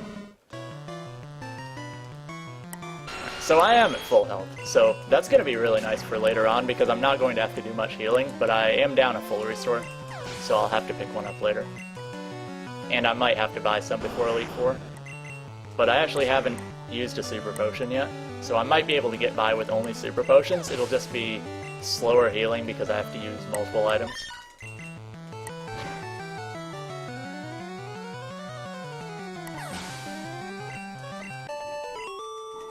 Did someone say champ? Unfortunately, I've got all the slaves I need, so I can't really name anything Cena, but I hope my NSC run was enough for you guys. And if you saw his party at the very start of this run, before he actually started the speedrun, then that should have been enough for you. Yeah. It took, like I said, it took me 9 hours to beat the game with only a Pikachu. Because I fought every trainer trying to get level 100, and I picked up every candy, you know, like... That would not be a viable speedrun strat. Oh god, that's an special.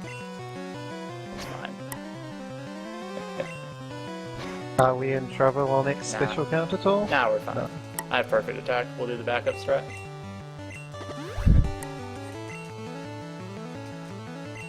Will the badge boost serve at all, or are you just going to level after one Pokemon? I might outspeed Persian on really good speed with the special. Like, No, another you don't have strat... speed badge boost. Oh, I don't. Good point, yeah. So another strat would be using it at speed so you're faster than this Persian, because if one of its moves is Growl, and if it uses Growl, you don't outspeed, or you don't one-shot it, and you don't one-shot the Nidoqueen as the last Pokemon, but I missed my S attack, so I used an S special instead. It's not the end of the world. There's an alternate strat we can do on a fight later on that surprisingly works, or conveniently works really well on perfect attack, and I happen to have perfect attack. So I'll just skip an S special on one fight.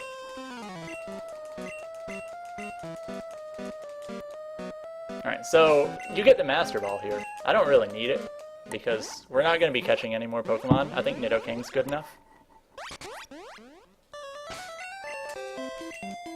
So Yeah, we'll just just gonna... leave that behind for later. Yeah, like, we can come back and get it and catch Mewtwo later, you know? Like, it's gonna be there forever, as long as we need it.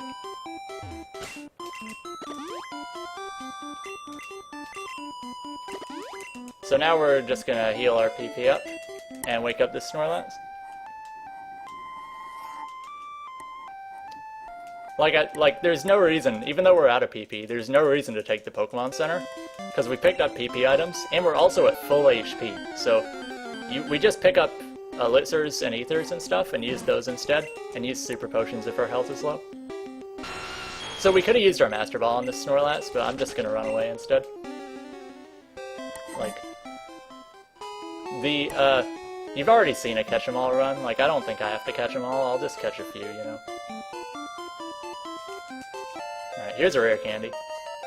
Another precise hidden item grab. If you go too far, you can hit that trainer, and he has a lot of Pokemon, so we try not to hit him. We're also doing Safari Zone after Silphco in this run, because if we did it before, then we would have a chance to run into wild Pokemon on the way through, even with Repel, because Yellow Safari Zone has some stupidly high encounter levels. Yeah, Yellow Safari Zone. 36. Yellow Safari Zone has level 36 Pokemon, and we conveniently get to 37 after Giovanni. Oh, and Gunnar just says that in the chat just as we say it as well. Yeah. Like, you could do it early, like, it wouldn't matter except for that. You can do it late in Red as well, even though the levels are lower. It's just a little faster to do it earlier with how your item management works out. And I think the difference is just you get to, like, skip a repel wearing off test is the only thing. The movement's identical. Yeah, that is a little. Yeah. Just that one repel check. But obviously in yellow the chance of getting level 36 encounters is more valuable. Yeah, like, you save about a second from repel wearing off test, and you lose 10 seconds to an encounter. So, I don't know. There's a lot of grass. Take your pick on saving 1 second. And Safari Zone has the highest encounter rate in the game. It's over 1 in 10. It's more like Yeah, it's closer to 1 in 8. It's 30 out of 256 or something. Yeah. And the 36 encounters, while they're not all that common, they're still like 20%. So there is a good chance that if you come here with a Odds lower are level during the- Pokemon, you run into one. Odds are you'll get like 2 of them. With all the grass you have to go through. Like, you can do different movement to skip some of the grass, but it's not optimal, and you would lose the time by taking the extra movement.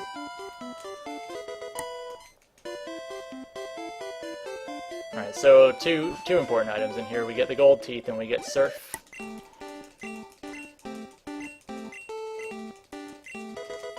Okay, so what this is gonna do, picking up Surf, really conveniently, that's going to be the 20th item in our inventory, so we're going to have we should have a full inventory after this.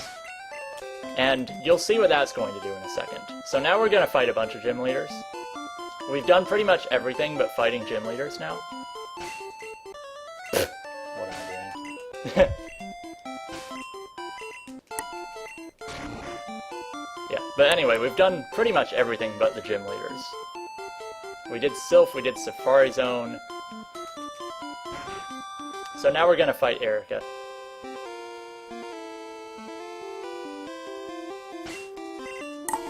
Yeah, some of the gym leaders in this game are quite scary, so we want to get as many levels as possible.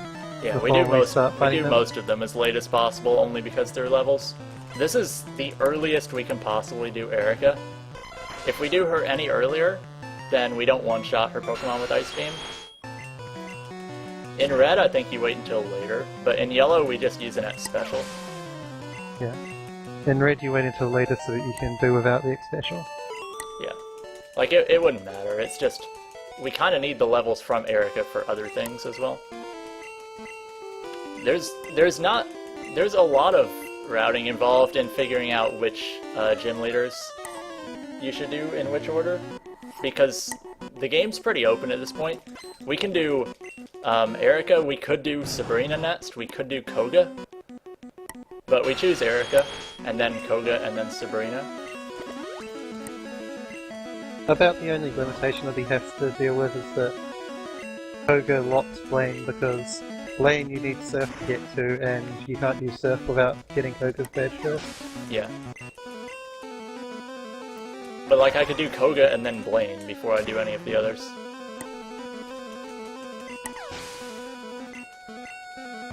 We route it mainly so that we get important levels at important times for some fights. So like, Erica doesn't matter too much because we use an at special. So we could do this fight like lower level if we had really good special. If you have bad special, even right now you wouldn't one-shot Tangela. So because our inventory is full at this point, we don't get her TM. We don't need Mega Drain, but also not getting her TM is less text popping up. Like, if you got her TM, she'd talk for about 5 seconds on what Mega Drain does. So by having a full inventory when we don't need the TMs, we save time on every gym leader fight. But the management is pretty precise. Like, if I got a TM, it would only waste like 5 seconds. But that time adds up.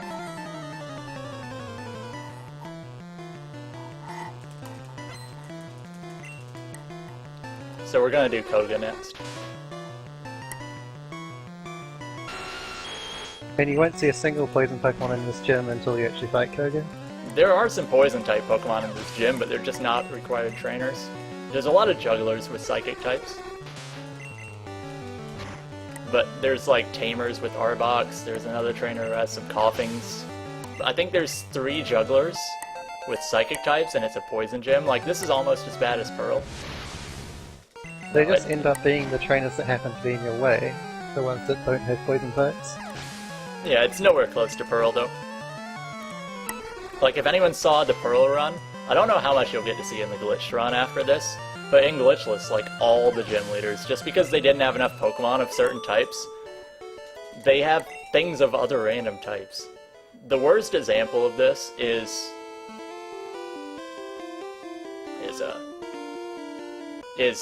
they decided to have a Fire Elite Four member when there are only 2 Fire types in the entire regional Pokédex, and one of them is a starter. Like, I don't know if that was a good game design. Yeah, in the Glitch run, you don't see... I think the rock gym is actually all rock and the grass gym is all grass, but if you went any further, yeah, you might start seeing that kind of stuff. Yeah, okay, so this Hypno can kill me. He has a super low chance to kill me, but he can. He doesn't die in one hit. And he has Poison Gas, which is one of the good moves. He has Confusion, but he's only 1 in 4 to use it, and it would have to critical. Yeah, you might think that we should set up on the Drowsy because it does less damage, but that Drowsy happens to have Psychic, because in pretty much every Pokemon game, the unevolved Pokemon learn moves at a lower level than the evolved Pokemon. It's also only 1 in 4 to use Psychic. it. It's also only 1 in 4 to use it too, but like, you're setting up on a Pokemon that can kill you to one-shot a Pokemon that can kill you. Like, it's not worth it. Alright, so Koga in this game decided he really likes Venonat.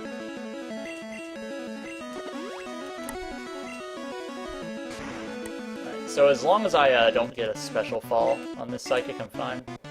Alright, so... Yeah, so in Red Blue, he has Where's 3 my members of Pokeflute? Koffing's line. Yeah, I missed it. In this game, he just happens to have 3 Venonats and a Venomoth, so he got just as creative as he used to be. Yeah, they're really high level, too. Yeah. But we at accuracy and we at speed and we horn drill everything. It's interesting to note that only the first Venonat has sleep powder. I think the third one probably does too. So generally, if you don't get put to sleep by the first one, you kill it right away, so you don't get put to sleep by the second one. The second one can confuse you though, which is almost as bad, but it's a really low chance. Yeah, so I used the Pokéflute there. I could have used my Awakening, but because it's my only Awakening, then I would run out of an item, and I would get Koga's TM at the end of the battle, and like I said, that would be slower. Using a status healing move with a status healing item as opposed to Pokéflute would also maybe take away a victory. I'm not sure if the Awakening does or not, but most of them do. Yes, it would have. I could have used the Awakening then the at speed, but that wouldn't have... It was faster to use the at speed because less scrolling to it first. Could have also just got put back to sleep again after using the Awakening if you did that. Yeah, I've had one time where he put me to sleep 6 times in a row, and there's nothing you can do about it. It's a really low chance, but it can happen. So, like, Koga can waste a minute if he wants to. That was actually not that bad of a fight. Okay, so we held off Sabrina for last, because Sabrina's Psychic-type gym, and Psychic-type is strong against us, so we really want to be as high a level as possible for Sabrina. I hope we'll be fine. Like, I'm pretty sure we'll one-shot, but just Psychic moves are pretty strong. Maybe I should heal, because we are at like 40 HP. You think I'll be fine, Devonstu? Yeah, I think you should be good. Let's try and see what happens. Okay, might need, I was thinking about safety saving too. I think we'll be fine though. Doesn't she have like an Alakazam with like Psychic? Yep. And that Kadabra is going to hurt you pretty bad as well, I think. Yeah. We should probably like at Zac and at speed, just to be safe. And just drill everything. Oh, Flash, okay. That's good. It combats, or at accuracy, we skipped that. Alright, it flashed again, we're good. Yeah, so Sabrina is completely free because she leads an Abra that only knows Flash. Yeah. In red, she can be kind of a challenge just because she actually has other Pokemon. But like, the Kadabra and Alakazam are higher level than in red, but they're not a threat at all because you outspeed. And you can set up for free. Yeah, he's only doing it this late because if he gets levels from Erica and Koga, he can get away with only using 1 speed on this fight. That Alakazam is really fast, so if he came in, say, straight after Silph, he would have to use 2. Yeah. At least on some mid-range. It's really just movement. This is the only time we have to come back to Saffron.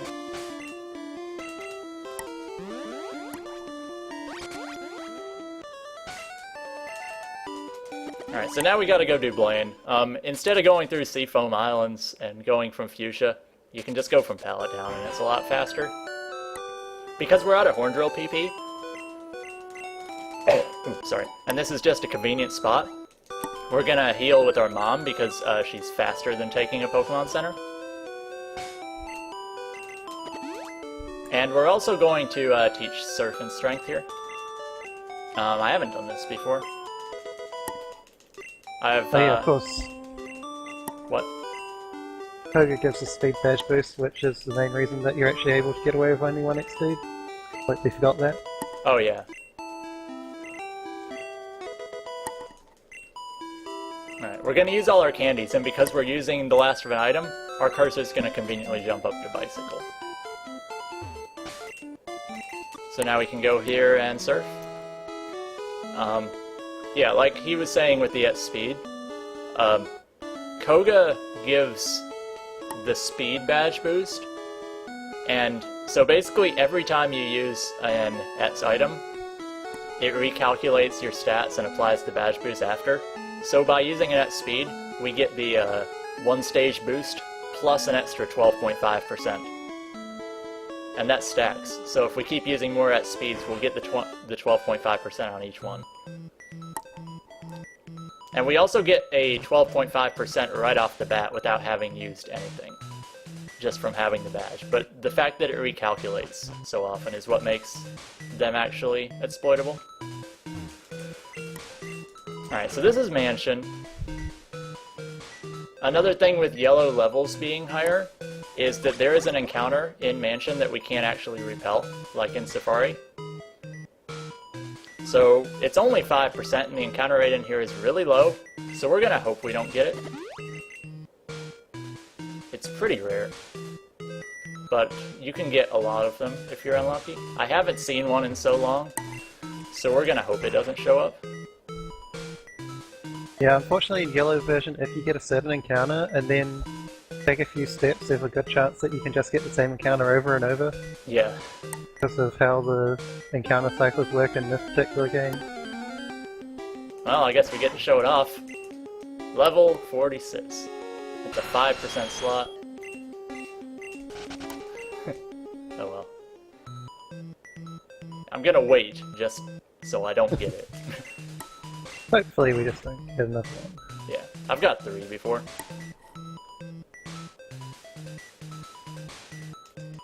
There's only like a 6-step window where you can actually get it though.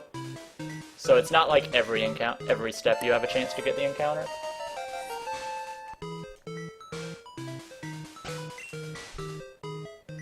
So we have to use our last 2 candies here to make room for the secret key because our items are actually full at this point.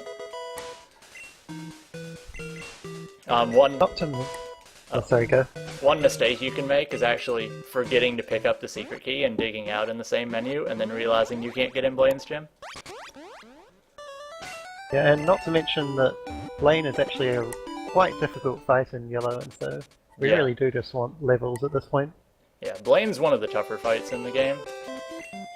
He's not so much... It's not so much that he can kill your run, it's just you have to set up, and there's really no easy Pokemon to set up on in the fight. But first we get to answer some quiz questions about Caterpie evolving into Butterfree. Gotta test your knowledge. It's like the math gym from Pearl, except better. So 99% of yellow is a much more laggy game than red, but this 1%, these quiz questions, there's like no delay at all in yellow, whereas in red you get stuck next to the machine for a couple of seconds after you answer them. Yeah. In red, it tells you the rules of the quiz every single question. In yellow, it only tells you on the first one. So there's about 6 less text boxes on every single quiz.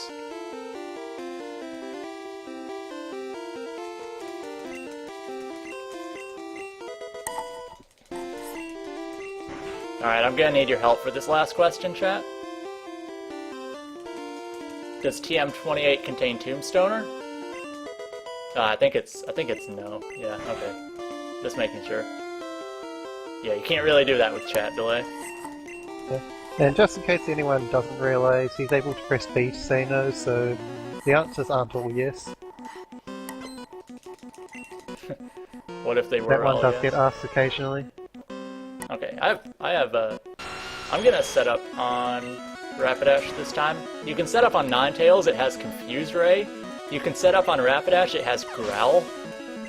His last Pokemon's an Arcanine with Fire Blast, you don't want to set up on that for obvious reasons. Okay, we didn't get Growl, so we're good.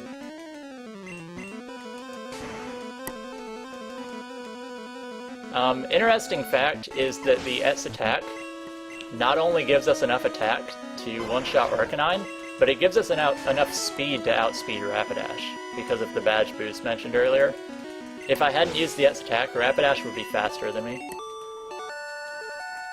And you saw that when he did get out that X attack, it used Stomp, and if it uses Stomp when he's trying to attack, it can basically just flinch him and waste even more time.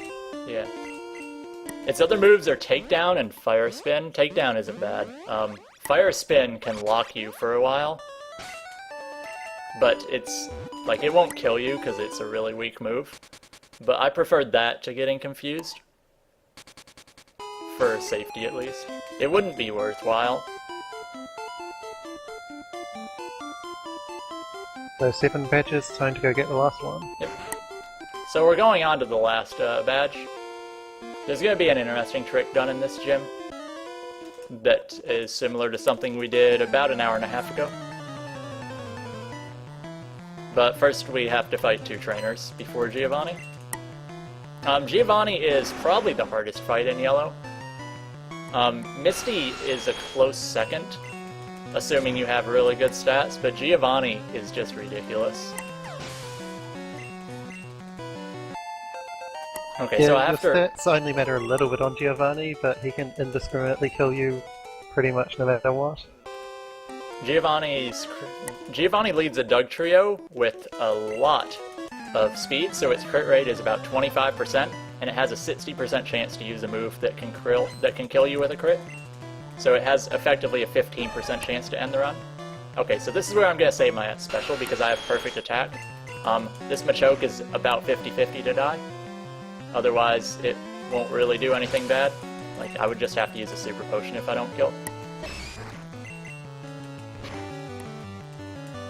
So Yeah, he's got close to full health. This isn't really going to be a problem. Yeah, and I have just enough Earthquakes to do this, actually. You need to have 4 Earthquakes after this Machoke. And I have 4 Earthquakes. Unfortunately, you didn't kill, so I am going to have to Super Potion. But it's better than using my, I could use my last S attack and pick up a Revive instead to avoid getting Giovanni's TM, because there's conveniently a Revive inside this gym right here. But it's faster just to walk out. So we have to walk out of the gym to reset the trainer position again, so that we can effectively skip having to take these really slow spin panels around the gym, because, like, to go around the back of them, it just takes a lot of time.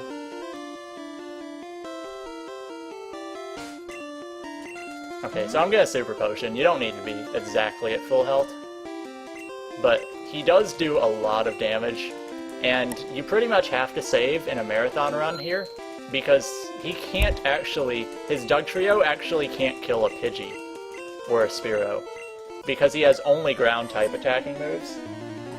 So if I were to just swap in the rest of my team hoping for him to kill me, I would have to wait until I run out of PP and struggle myself to death. Oops. So we have to use that speed to outspeed him. Alright, Guard Spec is great. One of the things he can do is use a Guard Spec. One of the other good things he can do is use Fissure. Once you use the outspeed, you're faster than him, which means Fissure won't ever hit.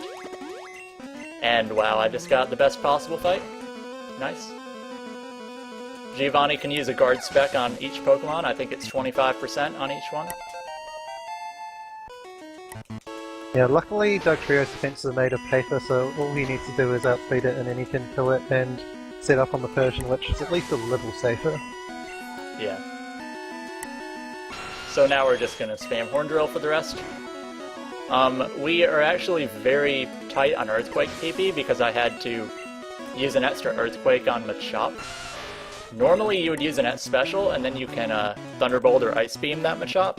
So I have exactly the right amount of Earthquakes, so it's very important that I Horn Drill all of Giovanni's Pokemon, or else I won't have enough Earthquakes to get through. I don't know what this time's looking at, because I actually don't have my splits open just a timer. I see I'm at 150. Yeah, just over 150 beating Giovanni, so not too shabby considering what happened at the start. Yeah, and single segment somehow. Yeah.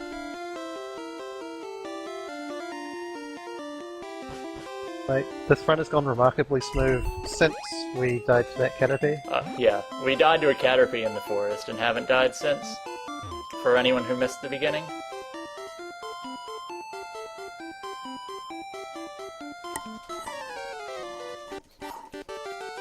So, Bitter Decon trolled a little bit, but it was well executed and eventually the Nidoran appeared. Yeah, I was one slot off every time I was off. So, like, 10.5 minute Nidoran is not good, but for a marathon, it's all you can really ask for. Alright, so luckily this Sandslash as well does not know any bad moves. So we can set up on it for free. And that's all the setup we need, actually. One at special and everything on his team dies. And we outspeed everything. The important thing, I have good speed, so it doesn't matter, but the important thing is we also get a speed boost from that at special, and there is one Pokemon that if you have bad speed is faster than you without that.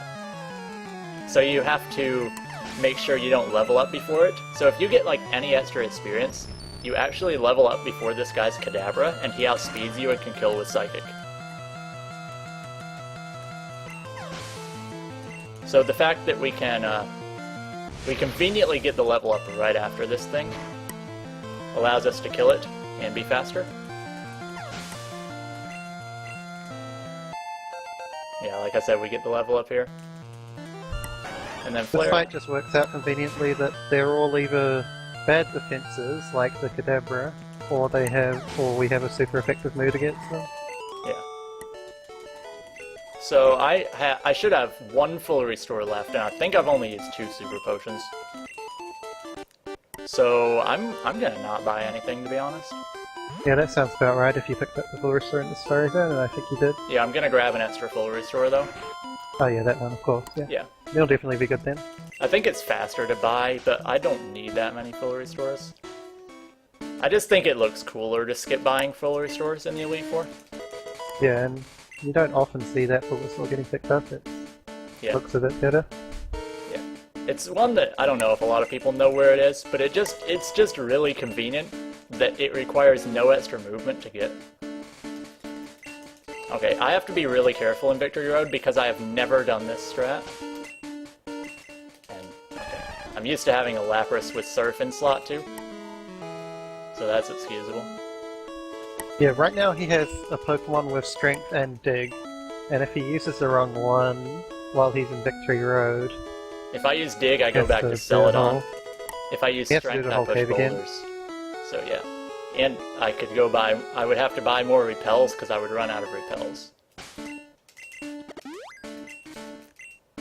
I have exactly enough Repels for the rest of the game. That's how my money works out.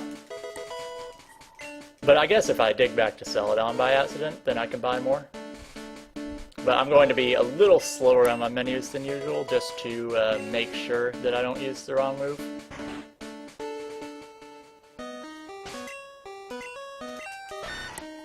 And Sandshrews Cry is pretty short. So every time you use Strength, you get Sandshrews Cry. It's faster than Lapras's, faster than Squirtle's.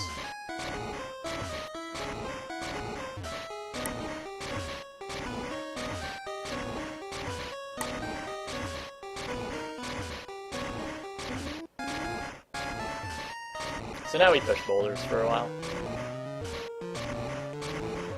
These puzzles are pretty simple, but there are a lot of spots where if you push the boulder the wrong way, you can get stuck and have to reload the area. And there are also a lot of trainers that are in very annoying spots.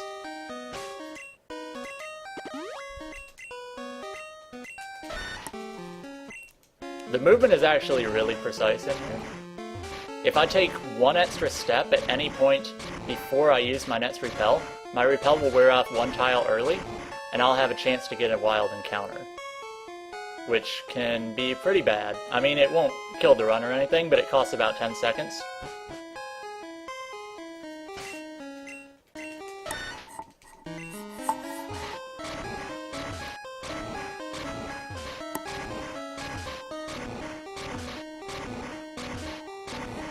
So this, you just hold left for a while. Pretty fun part of the game. But like, you can use this time to think about what strategies you're going to use for the late game and stuff. In yellow, though, the Elite Four strategy's pretty, like, it doesn't vary too much.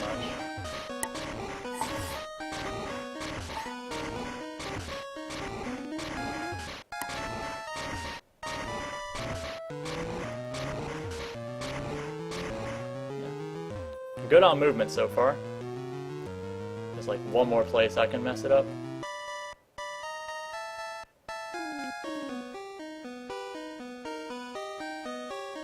And that is perfect movement, Victory Road.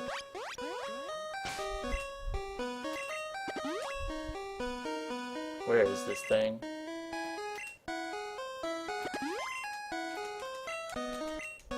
Should have used strength first, because now I have to go back to Sandshrew.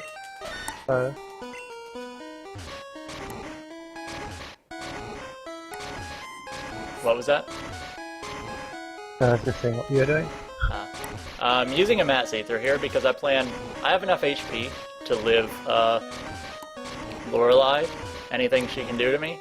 And if I was at full health, a critical hit would still kill me. So it doesn't really matter if I'm at full or not. So because I'm at full, it's faster to just, or because I can tank a hit, it's faster to just use the Mass Aether than to take the center. And here's this full restore, by the way. Like, it is not out of the way at all. It just takes a little bit of time to grab.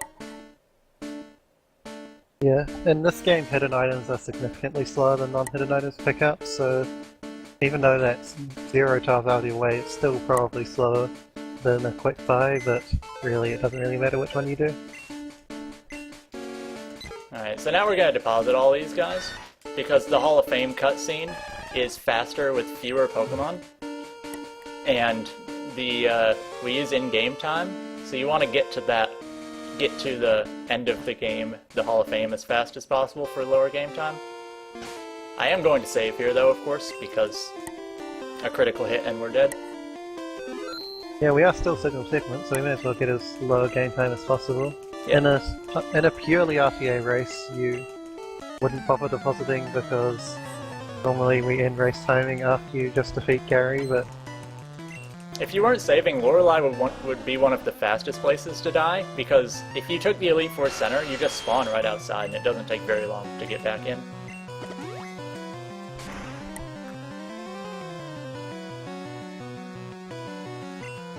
Okay, so, she can get a critical hit with Aurora Beam or Bubble Beam, one of her two moves, and those kill. One of the other bad things that can happen is she can lower your speed with Bubble Beam. If that happens, you have to use Annette's speed in the fight to outspeed the rest of her Pokemon, or Jinx mainly. And you kind of have to risk her second turn. Interestingly enough, Lorelei's AI is programmed to use Rest most of the time on turn 2. It's not a guarantee, but it's the best we can hope for if the speed fall happens. The chances of her not using Rest on turn 2 are about 19%. And the chances of speed fall are lower than that, so. Yes, there's a very, very strange system in Yellow where normally it would be 100% to use Rest for any other Pokemon, but the game has this very specific little bit of AI that says if this is Lorelei's Dugong, sometimes make the AI not take effect. And Yeah. No idea why. Yeah, it's the strangest thing I know of in any Pokemon game. that I only know 1, 2, and 3 really well, but that's the strangest mechanic I've ever seen. Okay, so now we're on to Bruno. Bruno leads an Onyx. One of its moves is Dig, so we want to kill that as soon as possible, because it would guaranteed kill us from this HP, and it makes us not be able to hit him on the second turn. And then on the Hitmonchan, we're going to set up an X accuracy and drill everything else. Luckily, we're faster than everything he has. And Hitmonchan's other moves besides the Double Team are Thunder Punch, which does nothing, of course. Fire Punch, which can burn, which doesn't even hurt, because you Horn Drill anyway. And you actually don't take burn damage or poison damage in between turns if you kill the enemy in Gen 1. So we would actually survive.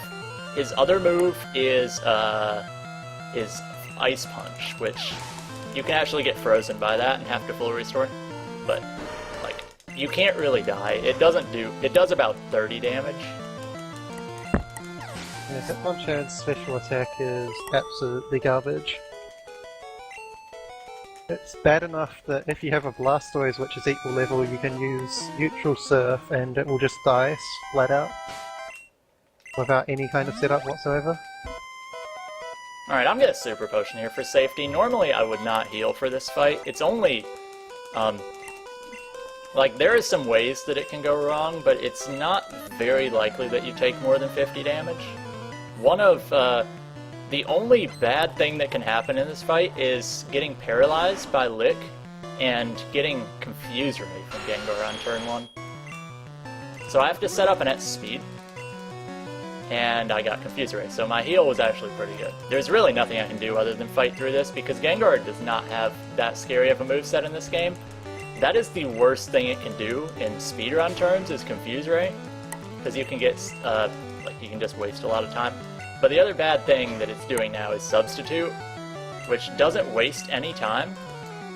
I mean, it doesn't, like, it wastes time, but it doesn't, like, make you die or anything, because you one-shot the Substitute, and you actually one-shot Gengar from full. Yep, Gengar is just another member of the Made of Paper Special Attackers crew in this game, and we also hit him super effectively with Earthquake, so there's like no doubt there at all. Golbat doesn't die on one hit, but it does not have... It has Supersonic, but it's Supersonic, so it doesn't hit very often.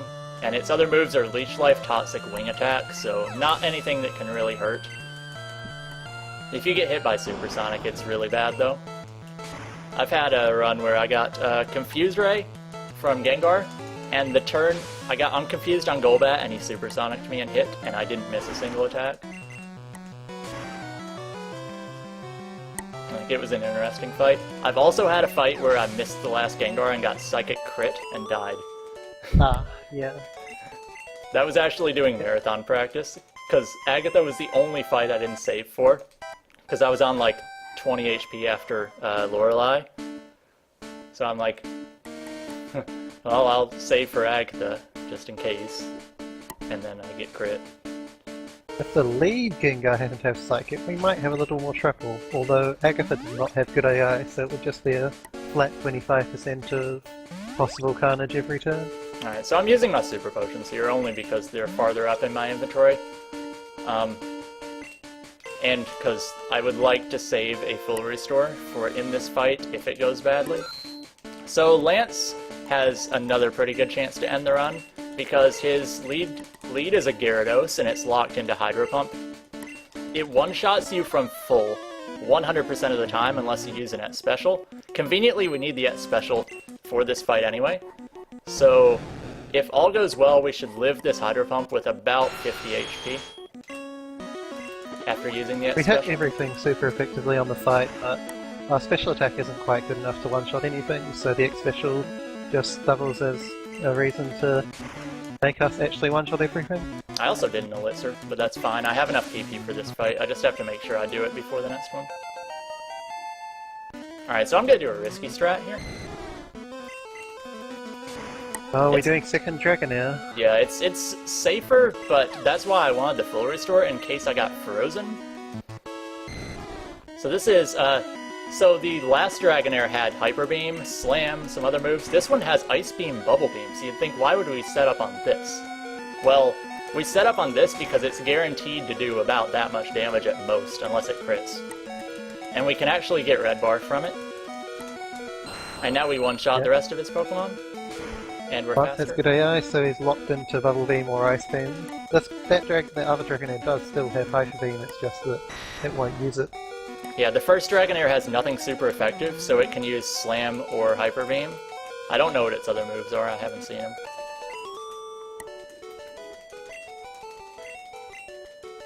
So now we just have one more fight to go. This time's actually pretty good considering all the bad things that happened in the first round. I think I had like a 23-minute Brock or something. Yeah.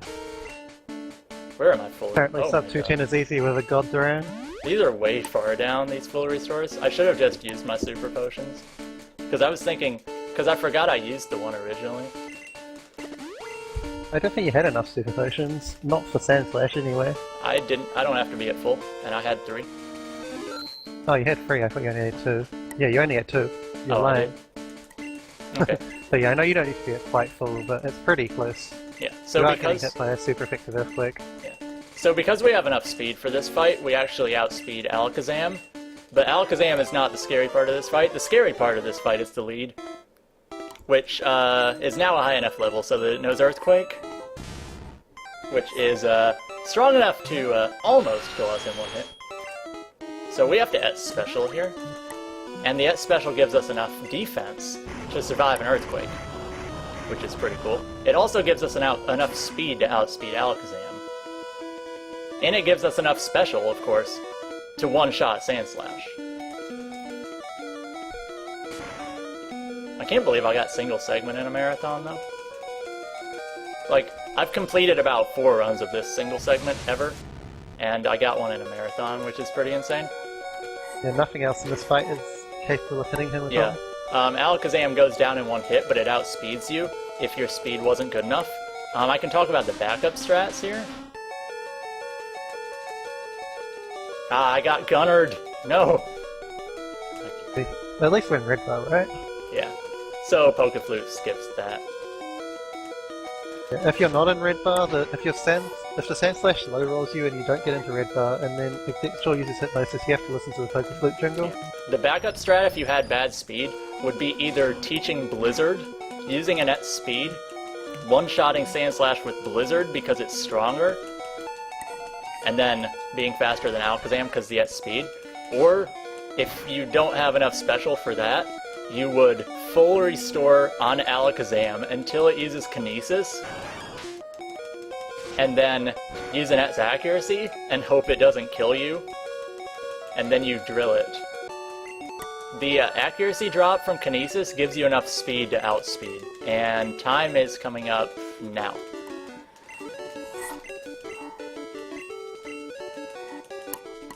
Oh yeah, animations. We got a come on in the final fight. 207.58. 207.58, and I had a 23 Brock. Yep. So subtract about 6 minutes from that for getting a good Nidoran and stuff, and that would have been about a 2-hour in-game time, and that's with naming Nidoran badly and having to name right.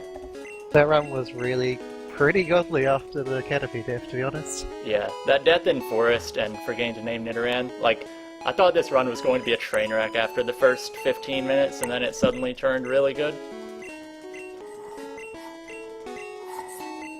And Well, you had the good Nidoran as insurance. Like, there was always going to be some parts that would just go well because of the good sets, Yeah. but... I'm just looking at the stream. I think this is the second highest viewers we've had.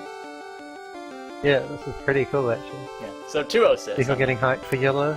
Yeah, the We're in-game going to show time you a isn't bit very more good. yellow as well, so stick around. Oh, are we doing that as well? Well, yeah, like, we've got a lot of time before the next scheduled run. Yeah, so I put us on schedule again. There's an hour until the next actual run is scheduled to start. Jeez. Okay. So yes, we're going to be jumping into another yellow run shortly. We can let credits on this one play out.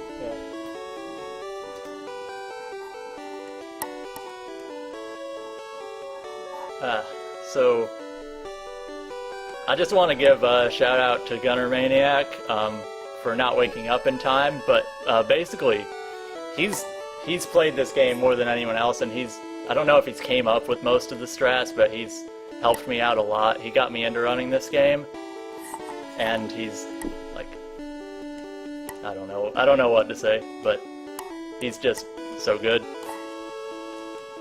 Gunner is pretty much the king of yellow. Yeah, like if you want to get into running Pokemon Yellow after this run, or Gen 1 in general, there's a lot of resources for Gen 1 Pokemon speedrunning. There's like insanely good notes for Red.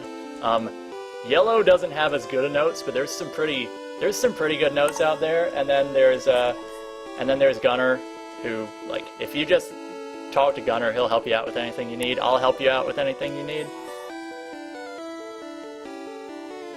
I told you 6:30, but I forgot we're in different time zones, so he showed up on SSAN or something.